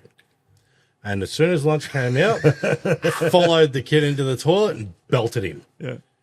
And he's like, Have you been watching like jail movies with him? I don't know. He was like, He didn't try and shank he you, was did like, he? Dad said I can't hit first, but if they hit me, I can hit them back. Yeah, kind of like in the moment. Yeah. But he There's sat a on window that on that. quietly, didn't complain, didn't whinge, didn't tell. This is a skill set you got to nurture. This I know. ability. This is Sat on gold. it for Well, what? just be really careful because that's kind of serial killer as Oh, well. yeah. But it was like from morning tea to lunch, he just patiently waited for his Oh, that's opportunity, gold. and he followed him into the toilet. Whack! I was like, God, that's. I don't quite know how to feel about that, but it was like, you know what? He listened. He did what he's He told. and it was like, okay, what next time? Do it then. Yeah. Don't wait, because then it's like a whole nother scenario. Yeah, of course. Yeah, but I think, this came back to what we were talking about way ago, was the whole man up, not get offended. Fucking, if you've got a problem, you talk to the person. Yeah. And it's like, I think that the biggest freak out these days with social media, with everything, is it's like everything now, even in person with knives and kids taking shit to school, it's like everything now escalates so much quicker. Yeah. Yeah. And so much, and even the keyboard warrior thing overnight, it's like you have an argument after school, that's what, 18 hours, 12 hours, whatever it is, until they're back in front of each other. That's a lot can happen in that amount of time. Here's an example. In America, you've got guns, had guns since Constitution and before that. So they've always had guns, always had schools. Yeah. How many mass shootings in this? I think it was the 70s, like on average per year in the 70s. I wouldn't have a I think clue. it was under 20. How many mass shootings at school? Mass shootings at school last year.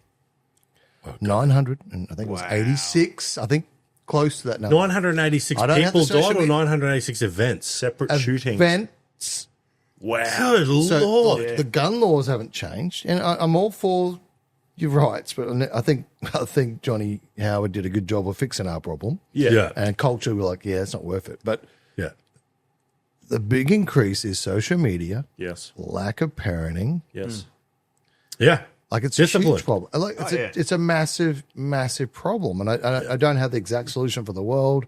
I do know that iron sharpens iron.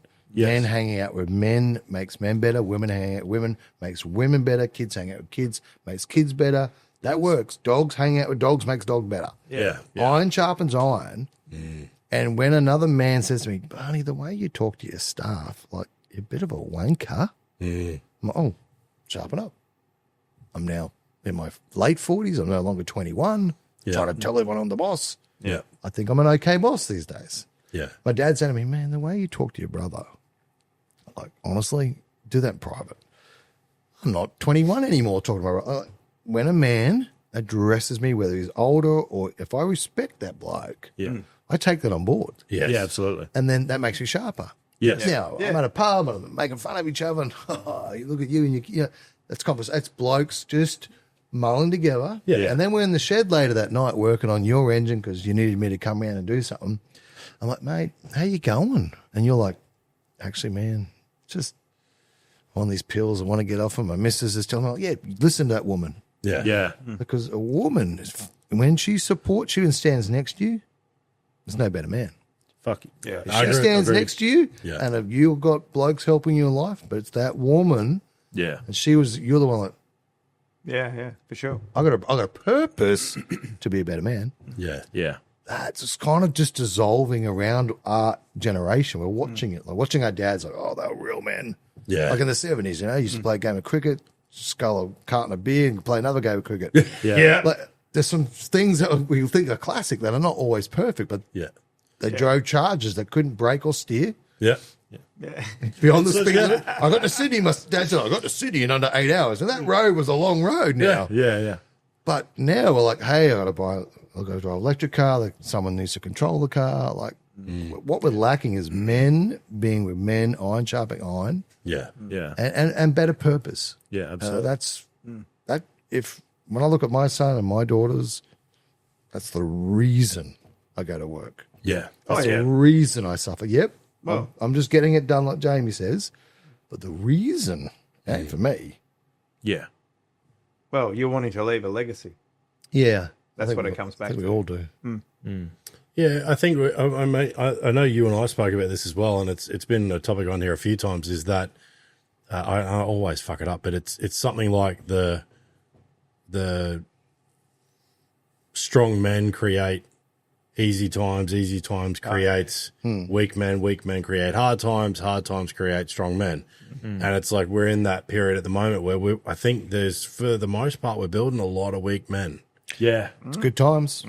Life's pretty good in the world until recently. Overall, I think it is. But when a man can throw on a bikini and go to the Olympics and compete in the women's sports, it's like, Jesus Christ, I think we need some fucking correction here. Yeah. Like, That comes back to core values. And you're only thinking that, yeah. Yeah, well, yeah. You know, it's like at some point we gotta go, like, it's like all that woke shit was just too much. It's like we're starting to see. And we didn't even cop it. Like, No, we didn't. We smelt woke. Yeah. I got friends in the States. Yeah. Like, I know if you look at, we all probably know Jordan Peterson. Like, Yeah. people are getting, those school teachers are in jail for 4 years for not doing the he-she's correctly. Yep. While pedophiles are being released within 2. Yeah. Okay, we didn't get that. No. Australia says, A lot of our issue was youth crime. Yes. Yeah. That got just Still out like of cotton control. wooled. Yeah. Something fierce. Like those 2 young pricks that killed that bird up at, I think it was North Lakes. Yeah. You know, like the stuff that these kids got away with over here. It's like that.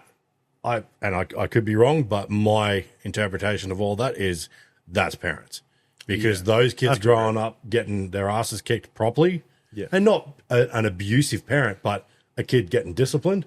Like I would never have done that shit just through the fear of God that my old man found out. Exactly. I wagged school one day, and my old man drove past. I was walking down Stafford Road, and he's driven. You would have died. He's driven past me, and obviously worked out who I was at the last minute. Hit the picks, like, you know. I wasn't even paying attention, but you hear this.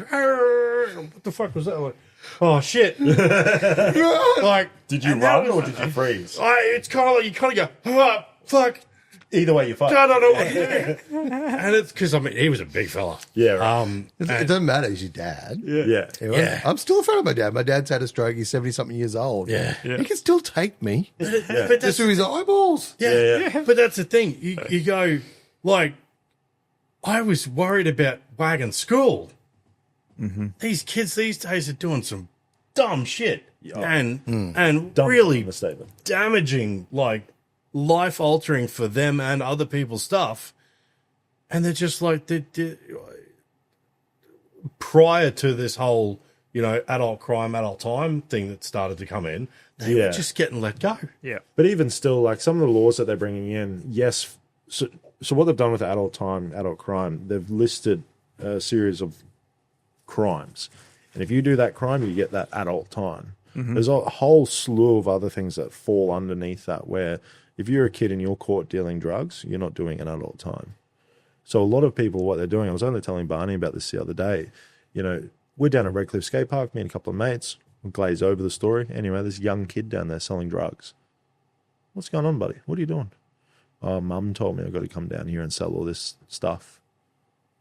And part of me just goes, Wow. march How me old's to this your kid? mother right fucking now. Oh, Yeah. it would have been, I reckon, 13, 14, if that. Yeah. But Because she'll do time and he won't. I got no dramas You with would that. fucking hope so. I got no She dramas is with that, because a 13, I mean, we're ballparking here, but a 13-year-old A kid, nonetheless. being directed by his mother to go and do something, again, doesn't know any better. Yeah. You know, it's like, I mean, admittedly, 13-year-olds these days are a lot more fucking educated than I was at 13. But irrespectively, in my eyes, as a parent, it's your duty to not only administer the correct lessons for them in life and coach them around those lessons. Mm-hmm. Might be getting bullied at school. This is how to deal with that. This is the right way. Not go and punch them in the back of the head. Yeah, not 3 subjects later. Yeah. Like, to me, there is no excuse for ever allowing a child to be, 1, exposed to that, or 2, encouraging them to go do it. They won't the world. I totally agree with that. I think drugs is that's an interesting topic, though, because a 13-year-old having his mum go, can you go and sell this for me? Like, maybe it's prescription pills. I don't know. Whatever it is. Oh, that's mum's pills. Oh, she doesn't need these ones. Okay, cool. I'll see what I can get for him. Whatever. I mean, it's fucking frightfully. But how long does it take before the kid goes, wonder what one of these does to me? Fair enough. But what I'm saying is that drug area is different to things like break and enters. Yeah. And going and stealing a car. Yeah. Or whatever. Like, But it's got to start there, though. Maybe it does. But then again, what we were talking about before is it comes back to the discipline. It's the parents. Yeah.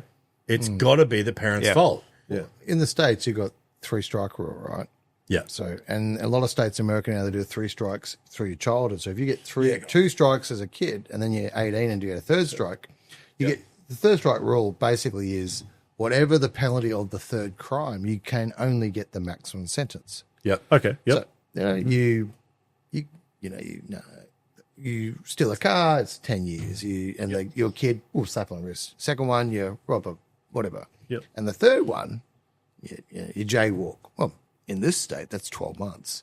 So even though the third crime is way less, so it used to only be as a parent. As an adult. Then it became the kids count. So a lot of guys are going into jail early. Mm-hmm. That's stress on the state. That's stress on the government. Oh yeah. It's got to go back to the home. In Korea, if your child does crime, the parents pay the time. Yes. In Korea, Really? they have a shame and honor culture. Yeah. You do not offend your parents because you get kicked out of home. Yeah. Like they don't have our problem. There's not a youth crime, but the parents of the child pays the bill. Like they suffer. But again, I live in my parents' house, who live in my grandparents' house, and my great-grandfather still lives in this house. Yeah. We're all raised. There's no pension as such. We're all looking after each other. Like, Yeah, what belongs to Australian pension and super is taxed out anyway, so we're going to have to. But if my dad, I'm taking care of him in my home, and my son's going to take care of me, I'm not going to let him sell. I need him to look after me. Yeah. There are. So in Korea, your grandson's the one who's at work taking care of you. Yeah. In Australia, I'm the pensioner. I don't even know my dad. Who's my granddad? Like we're just so broken, so divided. Yeah. And we want to keep making the government do things. It's the parent. It's I agree. the missus. It's Yeah. all I can do is protect my house and hope you're doing the same. But it is I went parenting. I went to school with a Vietnamese kid, Lee, and we used to go around there after like primary school. But there was at least 3 generations in that house. Yeah. Oh, easily. You know, and it was like, but that for me is kind of like, I think that's awesome. Yeah. You know, forget the financial benefits of it, but it's like just the fact that those grandkids were growing up with the grandparents there. Like that's awesome. And Getting the grandma's same better lessons cook. that you got when you were a kid. Yeah, and it's like there's like a little community in that house. Oh yeah. You know, and I think the cultural benefits, you know, that information, knowledge, and behavior and stuff like that gets passed down is probably so much more closer to what their grandparents were than what I would be to my grandparents. You know, But the one thing that they all learn is respect. yes, That's what it all is. Yeah, That's a huge thing missing from this world is respect. yeah, and I think you either get that from something like that community and parenting and stuff like that, and that generational interaction. I got it. I didn't get it so much from the generational stuff. I was a bit of a dickhead as a young kid and got involved with some wrong people. And I had one night in the watch house, and that was enough. Yeah. I was like sitting there as a 17-year-old going, yeah, fuck this. Like that. No, I don't know what it takes. I don't. No, it's like sitting there with like men. As a 17-year-old around your mates, you're like, you know, I was pretty big pretty early, but when you get around men and you're in the watch house in like the Brisbane city, and you're like, yeah, no, I think I need to make some better choices. That's probably one of the best gifts you ever had. It was. It absolutely was. Because until then, I was just a cocky little. Well, you know, I was a bigger kid, but you know, I was just full of bravado and bullshit. Yeah. And I was educated very quickly, and I went, no, don't want to do that. Yeah, well, my dad would tell a different story, but again, the respect word, right? So I know the police officer today, not going to do much to my kid. My kid's too young, can't touch him, can't talk to him, can't do anything about him. My dad grew up in London, northern London. He was a mod, so, long story short, that's what he did. The copper would see Dad doing something wrong. He didn't even have to deal with it. My dad would have been 15 at the back of the pub doing stuff he shouldn't be doing. He just rocked up my dad's house, my granddad's place. Yeah. Waited for my dad to rock up. My dad'd seen the copper talking to my granddad, and the copper just nodded at Dad. There was no conversation, the copper and my dad. My dad was afraid of the copper because they're big, they would hurt you. Yeah. But my granddaddy won't tell the story, but my daddy would tell you the story. Like, that was a different night in that household. Yeah. There was a different respect with the copper. He knew the community a bit differently. Yeah. So, and it's London coppers too versus ours. But I see a copper, I go, when I'm speeding, I'm doing 102. Yeah. The respect for the police is gone. I mean, I know there's a certain era back then where the copper used to thump you. Oh, yeah. And they go, right, get out of here, boy. Yeah. I want to see you back at the pub. Yeah. To the, mate, you're underage. I can't touch. There's nothing I can do. I've got to get a council worker here for you. And if you're stressed about what you just did because I caught you stealing, I'm going to get you some support. And I'm going to get Mate, the cop used to thump you, call your dad. Your dad just, and not that it's condoning violence, but it's like, we don't respect the police because they can't do anything. We need to let them do what they do. Yeah. And they every time they do something wrong, it's meeting. It's like, we need to empower the police a bit more because the fear of me speeding is what stops me speeding. Yeah. The fear of my daughter putting the fork into the PowerPoint because she knows I'm going to give her. It stops her. My kid walking across the street without me, the fear of me screaming at her. Yeah. I live in a cul-de-sac. There's no cars. Yeah. But I make sure my kids are scared across the street. Yes. Yeah. Yeah. Because when we go to the main road, it ain't happening. Yeah. The fear of that is healthy. Absolutely. If it's a good, respectable person behind that, it's a healthy fear. If it's, if your father's a bully, all those sorts of stuff. Absolutely. I'm talking about a healthy fear of getting busted speeding. Yeah. The fact that I want to speed is not the problem, but Yeah. No, I've said it on here before too. I remember me and Sean, because we've been best mates since year 7, and our family homes are only 800 meters apart. I remember walking up Falco Street in Savard Heights, and the coppers pulling us over, and what are you boys up to? And I was a cheeky shit, and I got clipped over the back of the head. Yeah. I didn't get knocked out, but I got the bit of a go. Enough to put you back in line. Yeah. Yeah, and it's like I just and I understand that for everyone that does, well, for every 20 that does that, there might be one that's a bit of a dickhead and does it a bit too hard, and that's what causes the dramas. Yeah, absolutely. And I get that, but it's a healthy fear, healthy respect, to go. Not that, I'm going to do something wrong and Dad's going to put me in a coma, but, Dad'll tan my ass. Yeah, exactly. I get the belt and all sorts of shit. It's like, I don't think there's anything damaged for me by the upbringing that I got. I took things from my old man where I went, I'll use that. And I took things from my old man where I went, that's not me. Didn't damage me. I took it. I fucking took it like a man. I took the information and the knowledge and the experience and went, all right, well, I'm of the generation where I'm like, I'll never raise a hand to a female. But at the same time, my kid's got plenty of smacks on the bum. Because it's like, when they talk about that, they're like, oh, it's child abuse. I'll be back in a minute. You gonna pee? Yeah, hell yeah. Downstairs, back right-hand corner. I was loving your story. I'll be back for it in a minute. mate, I got, it's like they say it like you're going to punch your kid in the face. It's like, you don't smack the kid's ass like you tan I bloody. think my dad does a great example, and, Right. and I've learned from my father as much as he's better at this than I am.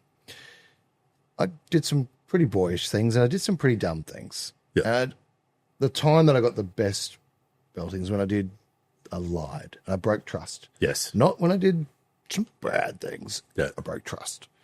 And he would sit me down and go, son, let's have a chat. You've done that. All right. I love you. And I'm now going to smack you. So my dad, I think I can remember once my dad hit me in probably a bit of anger. And that's when I beat my brother on his birthday. My dad took me out front and just bang, you're 15. Just a bit of emotion. Probably the only, and I reckon my dad would have hit me, smacked me 100 times. Yeah. I think only once in the 100 was one justifiable. And he pulled the punch. I was 15. Come on. Yeah. No ribs were broken. Yeah. Every other time he'd sit me down, son, you didn't know this. A couple of times I remember him saying, now mum needs to hear this one. Right. Because you've upset mum and disrespected mum means you're going to cop it. Yes. Not hear it for her sake, but this is letting me know this will make you scream. Yeah. He was calm. I still sometimes go, just come on, kid. I get that. Yes. You've done wrong. I get rage because you've done. Yeah. That's wrong. My heart is great towards my children, but I still don't be perfect. Yeah. It's okay not to be, as long as I'm working on it and my heart's right. It's the one you said earlier. It said, it might have been Jesse. Said, I'm going to talk to my kid's counsellor. Yeah. Yeah. Okay, like, no, I fully will smack my children. I've had to smack my youngest two far less than my oldest because I'm better at it. Yeah. But the youngest also, like in a clan of dogs, the youngest looked up to the oldest dog and said, we don't do that. They're like, you don't do that, man. Yeah. You don't want to know what dad's going to do to you. Yes. My youngest daughters get it. Yeah. If you disrespect mum in any way, Yeah. I have a rage problem if anyone disrespects my wife. Yes. So it never happens. Yeah. Do I want to be better? Yes. Is the heart good? Yes. Am I perfect? No. Admit that. But if we're all trying to work towards better discipline of our children, that's loving my kids. Yeah. I agree. Two of my daughters are married, awesome blokes. And I'm like, okay, I did my job well. Yeah. Yeah. Yeah. They're married well. Yeah. It's not my skill set. My skill set was just getting them to see you did well. Yes. So, and I've had one of them I had to belt. I won't tell you the oldest, but she's a teacher at a school. But Mackenzie had to give a few too. Yeah. But you know, smacking a door is different to a boy. Yeah. Like you hit my boy, he'll go again. Yeah. I hit him again. He's like, my son's 6'5". Yeah. I think he was 11. Dwarfs me, He's like, man. Like, he's looking at me like, do it again, Daddy. But you know, the thing was, if I smacked him, he was I hurt Dad's feelings, Yeah. and that was enough not to want to do that. Yeah. But he's still a boy, Yeah. and he still doesn't go in the first couple of times. But my daughters, you look at him like Yeah. they never want to upset me. Yeah. But he's like, I just want to piss him off sometimes. Yeah. And that's the naughty rascal in us all, right? Yes. I don't want to upset Mum, but geez, I want to piss Dad off. Yeah, but that's that nuance between fathers and daughters and mothers and sons. Yeah. You know what I mean? Like it's it's just different. My wife and my son have probably the greatest mother-son relationship I can see in our group. Like, Yeah. she's phenomenal mum towards him. Yeah. But he just wants to piss me off. Even today we had a conversation at work, and my son works for me. And I text him a message, and he comes out, what's the F's wrong with you? Yeah. I thought he was mad at me. He was just baiting me. Yeah. So I had to go to him. I'm going, oh, no, wait. Dad. So I was telling Kyle today, like, to me, it was probably the best moment of my week was like, I was being the boss, and then he baited the boss, and then he looked at the dad and gone, come on, Dad. It's gold. Well, that's the stuff. That's what I love. I love that about Yeah. boys. Well, that's good, but it can be like that. Yes. It really is. Yeah, I mean, not everyone has the same relationship, but yeah, if No, my son drives me nuts. more, tell us more. No, he's a great kid. He is. But listen, get through to him. It's a real hard one. Yeah. But anyway, we've got to keep. Too stubborn. This is true. No. He's just. It's like he's got air in his head. There's nothing between the ears. How old is he? He's 18. Oh yeah, we don't calm. I mean, typically we don't calm down till about 24. No, I know. And that's what I tell him. I tell him, look, I can't wait till you're 25, 26. then we could start having a conversation. Well, my son is 25, 26, and the conversations are different. Yeah, totally. Yeah. I had a guy that worked for me. He was unreal. And I wanted to take him to becoming the manager of my shop. So I got a business coach in to train him. Yep. And I'd have this business coach come in every week or every fortnight. And we just could not get him over the line. Just not over the line. Anyway, I'd take him down to different shows in Sydney and Melbourne and things like that. And just because he had You saw the potential. Oh, the potential was there. But it was the age. That's all it was the age. Anyway, time moved on. He moved on. But now he's got an unbelievable business. Yeah. All the 'cause it all- same way as what I had. Yeah. Sort of thing. So, and That's gold. yeah, it's great. Yeah, it's great. that's good. He never made it in mine, but he's made it in his own. So, Yeah, that's magic. Can't wait. Yeah, it's funny with the age is definitely one thing, but it's like I hear that and it's like I have memories of me having conversations with employers going like, I see all this potential in you, and I just don't understand why you're not doing this or why you're not doing that, or and it's like as soon as I got into my own lane, all of those lessons came back and went, okay, cool. yeah. But I couldn't do it. I No. could not put those pieces of that puzzle together. Yeah. Working for someone else, I needed that. What I found is it's like all of those lessons became available to me when I had freedom. Yeah. Yeah. Yeah. But I couldn't implement them under some sort of like, for a minute I could, like a week, a month, 6 months, whatever. But I couldn't, it's like I couldn't access all of that information until I had the freedom to let it come. Yeah. Yeah. When it was a timeline and pressure and KPIs and stuff like that, it just didn't work. Yeah. Yeah. Whereas so under that type of pressure from an employer, it didn't work. But my own pressure, it's like, I love that. Yeah. Yeah. It's just like I'm just wired wrong. It depends on what your role is. If you've got a good employer, the employer will help you by driving you to see where your weaknesses and strengths are, so that you can push them into them areas, and then you can let them just grow themselves. Yeah. That's a big thing. Well, then that must be what it was. It was just all shit employers. Yeah, well, it happens with a lot. All 300 of them. A lot of them aren't real bosses. Yeah. They do a job because that's what they've known to do, is do a job. Yes. Not mentor. Run a business or mentor or anything like that. That was a huge thing when so when Barney and I first started having the conversations around me potentially joining the team, it was literally, all right, mate, let's catch up, have a beer. And sitting down with Barney, I've always had a lot of respect, grew up watching him on TV, to me it's like, this is awesome. I want to make this man proud. When I got there, this guy didn't want to see my resume, didn't care what I did. He just wanted to know me. Mm-hmm. We sat there, drank a beer. Where do you want to go in life? What's your direction look like?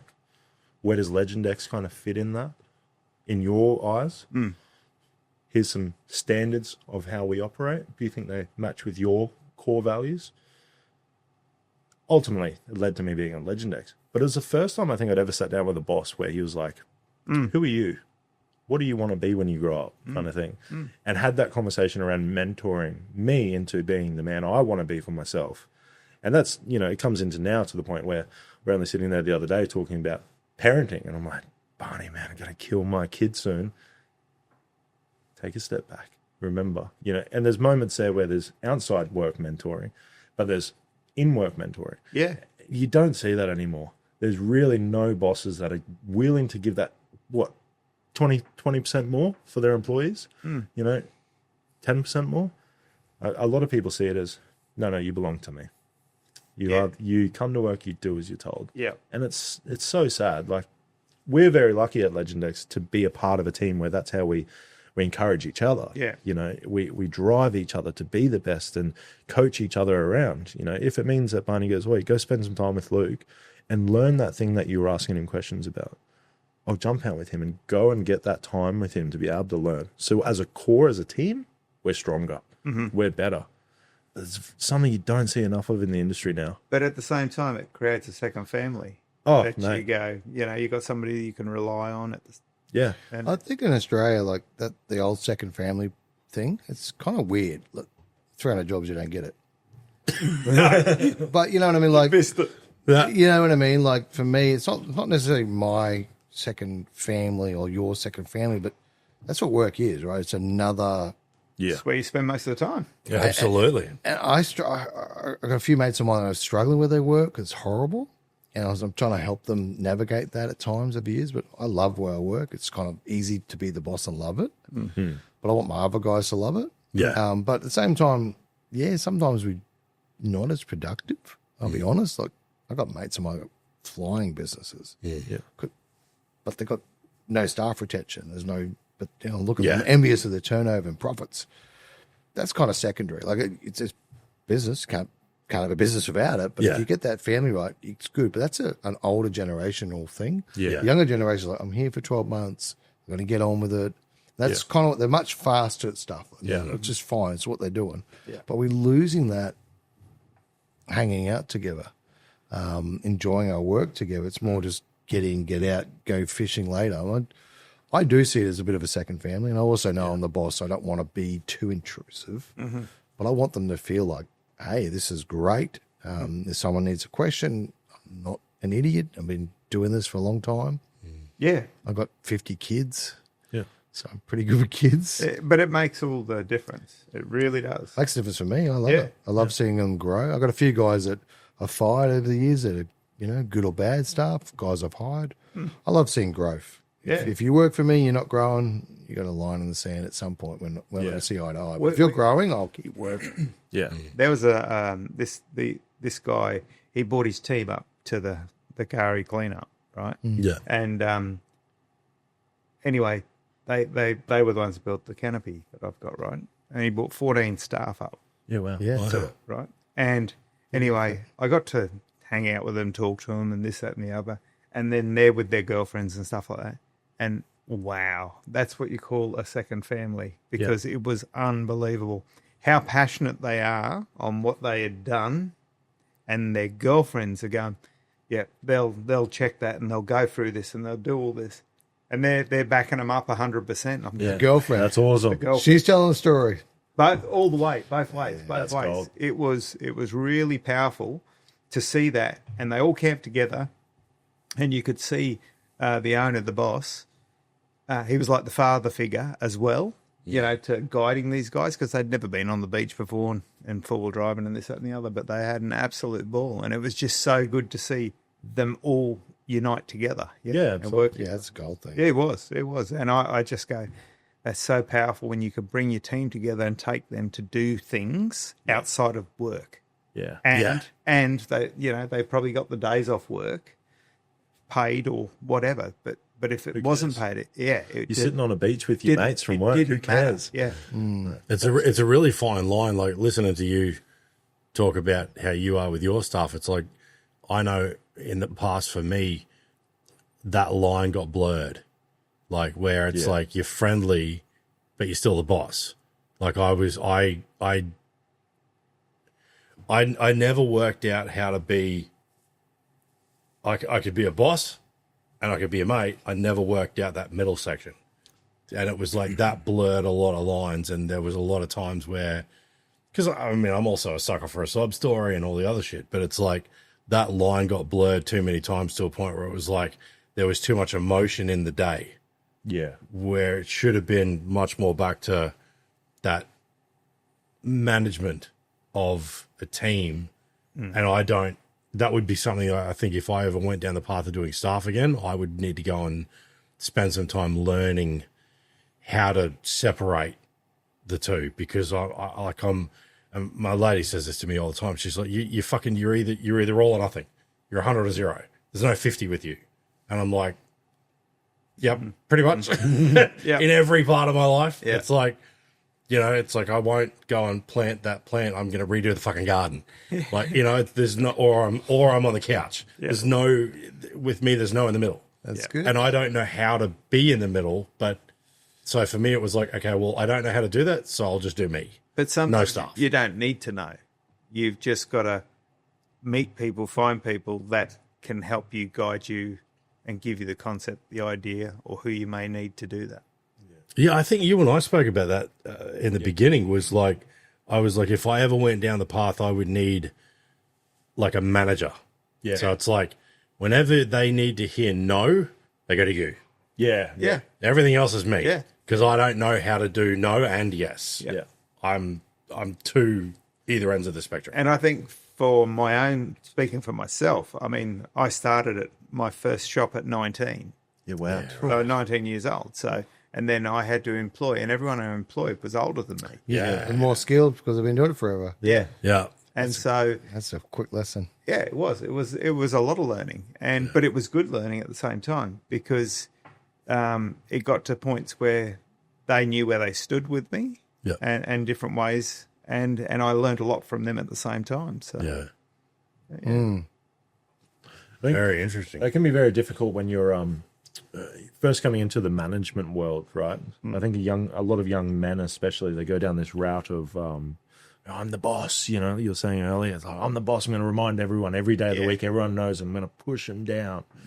It takes a really long time to get to a point to be able to manage, but also still be a part of the team and mentor. I definitely don't think I'm anywhere near the mentoring level, but I really enjoy the management side of that because that's a place where I can currently flourish and lead towards hopefully one day being a mentor.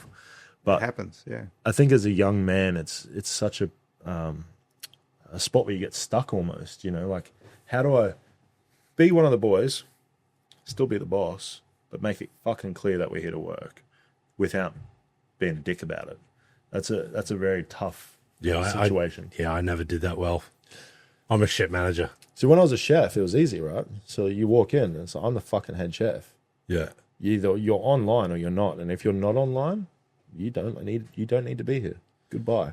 Yeah, I think my biggest drama is like I want everybody to be. I used to say the same thing to everybody that I hired, where I was like, I am your boss, but don't make me be your boss. Yeah, that's a good way of putting it. You I know, like that. But I never did the boss part real well. I was like, I just wanted to be friends with everybody. And Yeah.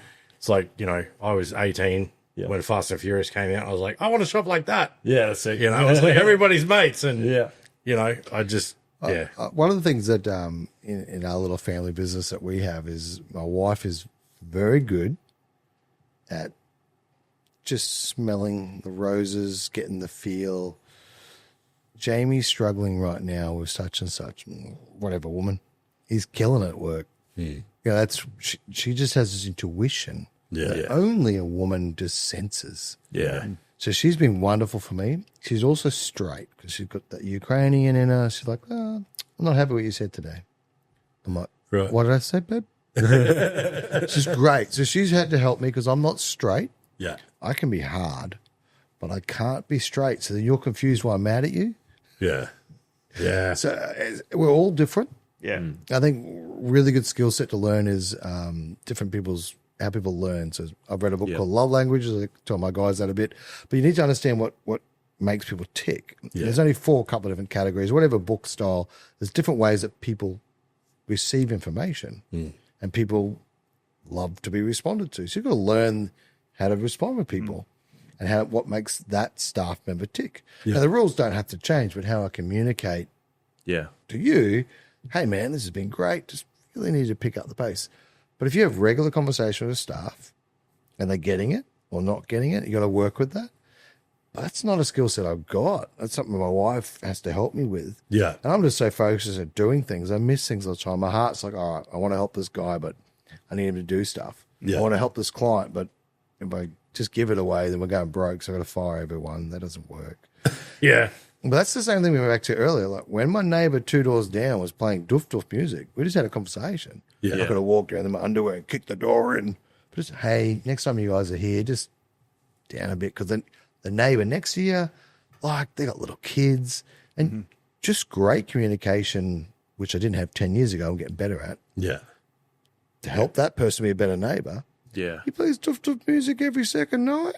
I can hear it a little bit, but it's not obnoxious. Yeah.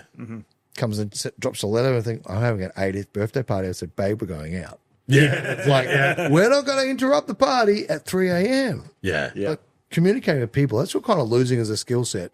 Yeah. If we all work on great communication, I know you do a lot of coaching, so you've got the skill. That's something you could learn. You could go find people that are taught the weaknesses that you have. That's what mentoring coaching is find the skills you're weak in. I had coaching for years. Yeah. Like, I know exactly what I want to do. I have no idea how to articulate that and process. I have to get help. Yeah. That's just communication. I'm not great at it. I'm terrible communicator. It's had to learn a weakness and become good at it. I'm a terrible communicator by naturally. Yeah. But I've just gotten better at it. Never great, but yeah. Good woman. Yeah. Damn straight. Straight. I would not cross her. That's what happened. I'd with have the to last bash you, and that's manager, going to hurt me. Yeah. Well, Because I don't want to be on the floor again. Anyway. I know it's good for my health. well, I don't even know how long we've been going. What's the time? Who knows? Origin's already kicked off. Has it? Got no idea. Don't know. Well, 8:40. 8:40. Oh, there you go. That's about 2.5 hours. That's pretty standard. They seem to sort of kick along about that. I reckon you should just do 15-minute segments. Break it down, you reckon? So each episode. I don't think we had one conversation going to 40 minutes. No, I don't think so. But that's roll on to the next, to the next, to the next. That's the fun part about it, though. It's like, and there'll be X amount of people that won't watch it, and there'll be X amount of people that'll get little snippets out of it. And it's like, fuck it, if somebody gets something out of it, then good. I feel like this time the thumbnail should be Barney, like Barney and his love languages. Because I feel like a lot of people are going to tie into that. People get to the end of this. Yeah. No, I don't know what. See, it's funny you said that before. Like you knew that X amount of people watch your show on the TV. Like I feel like I've had exponential growth in my knowledge as to how all this shit works, and I didn't even know that was a statistic that you could find. Yeah. It's like this is fucked. Yeah. There is so many statistics that I had no idea about too. Yeah, right. On it all, Yeah. and I'm just like, wow. I look at the, just the countries. Yeah. Um, I knew the countries on the new. but I mean, just you've got your ratios of women, Yeah. and ages and all. Once you get the data, you can test and measure. You can go, I can do this differently next time. Because you see a bump in data. Yeah. That's the incredible thing. And that's, again, Jesse's generation. As much as, we say all these things about them tonight, they're much smarter than us on this stuff. 100% they are. Yeah. My daughter's like, Dad, you can call Mum now. It's so good. She know, I'm like, how do you know about that app? Well, Yeah. I don't know. I've never used it before, but it was obvious. I'm like, Yeah. my dad was a Boilermaker. I'm a nobody. But it's Kids are smart. It's like the thumbnails, right? Yeah. You put 3 into YouTube to see which one they're going to pick, right? And I didn't even know that was a thing, but okay. and they put that to say you for this one, Yeah. and you for this one, and you for this one. Right. And it's because of how you vision and view. Right. So you I create never 3 knew that. thumbnails for every episode. And What? And I've gone to all different people to see what thumbnail they got, so that I can see and understand that person to know why they got that thumbnail. That's See, very cool. that's tricky especially for the podcast, because the podcast thumbnail is always the same square box with the guest and the name. But For you, For me, for this. for you, but you can change it where you've got your hands up like this, or Right. holding a MAXTRAX, or So this is okay. When you go to your channel though, and you click videos, and there's the list of videos, is all of those thumbnails different depending on who's looking at it? Because you've uploaded 3 each time. I can't tell you that. I haven't gone and looked at that. I've only looked at Everyone it. whip out your phones and go to James' YouTube. Yeah. a friend of, I know you want to wrap this up, but a friend of mine, Sarah, who helped me launch Barney 4-wheel drive. So all Barney's growth is not because of Barney. Let's not be stupid. Oh, really? I thought Barney's a personality, but all I thought the Berserker was the all that- personality. Yeah, so that's the personality. But Sarah's been my social media manager for years. Yeah. Helped me out. One of her specialties is YouTube. Like 80% of growth on YouTube is not the quality of the channel. It's the person growing the channel by the algorithm and learning what to post, when to post it, how to do it. Yes, good content gets people coming back. Yeah. But the algorithm learning, the fact that you're learning and wanting to grow, that's going to grow your channel because you're actually searching. By being naive, the only growth is Jamie. A lot of the growth is learning to improve it and getting it better. Yeah. That's growing the brand. Yeah. And then more people get to see the personality of Jamie. So then that's where the growth's going to come. Yeah. It's you wanting to learn. Yeah. That's goal. That's the absolute goal. Is you working the muscle, gets the results. Yeah. So that's what I love about all the smart stuff that I didn't know. And Sarah's upon your generation. What generation Sure. young? Yeah, we'll go with that. Yeah. I don't know this stuff. I don't even she know tells me this stuff. Sarah's I googled it. incredibly intelligent. Yeah, I deal with the shorts and the write-ups and all that sort of stuff now. I just send her a text and say, "Did you do that?" She goes, "Dude, where you been?" It was up 2 weeks ago. Yeah. I don't know. It's a steep learning curve, but I find that I didn't even know that 3 thumbnail thing was a thing. You could probably YouTube it on YouTube. How to Probably. YouTube Do YouTube. yeah.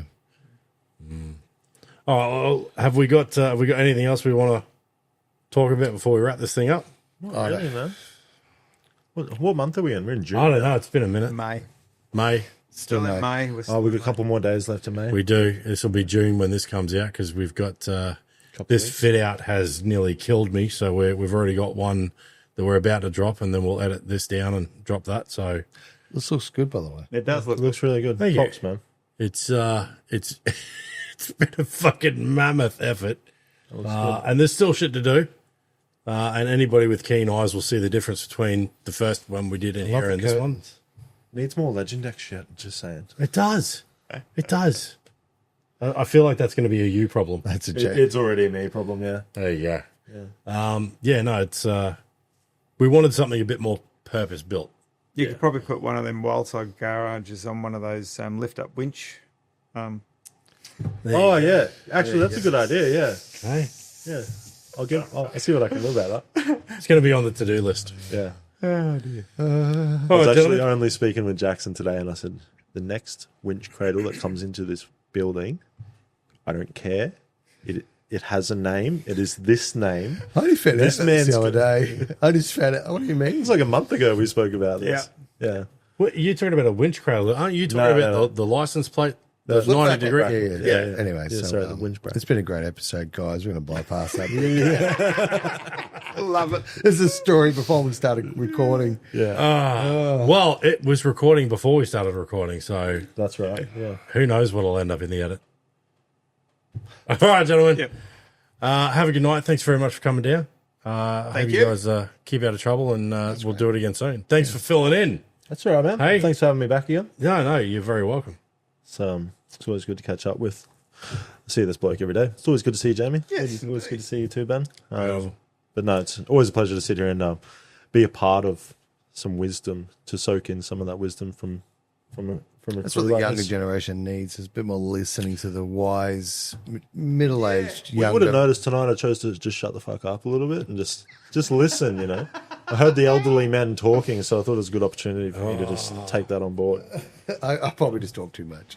No. Not at all. Why do you Not have at to all. go and use your toilet? Are your molars floating as well? Or? Bye, everybody.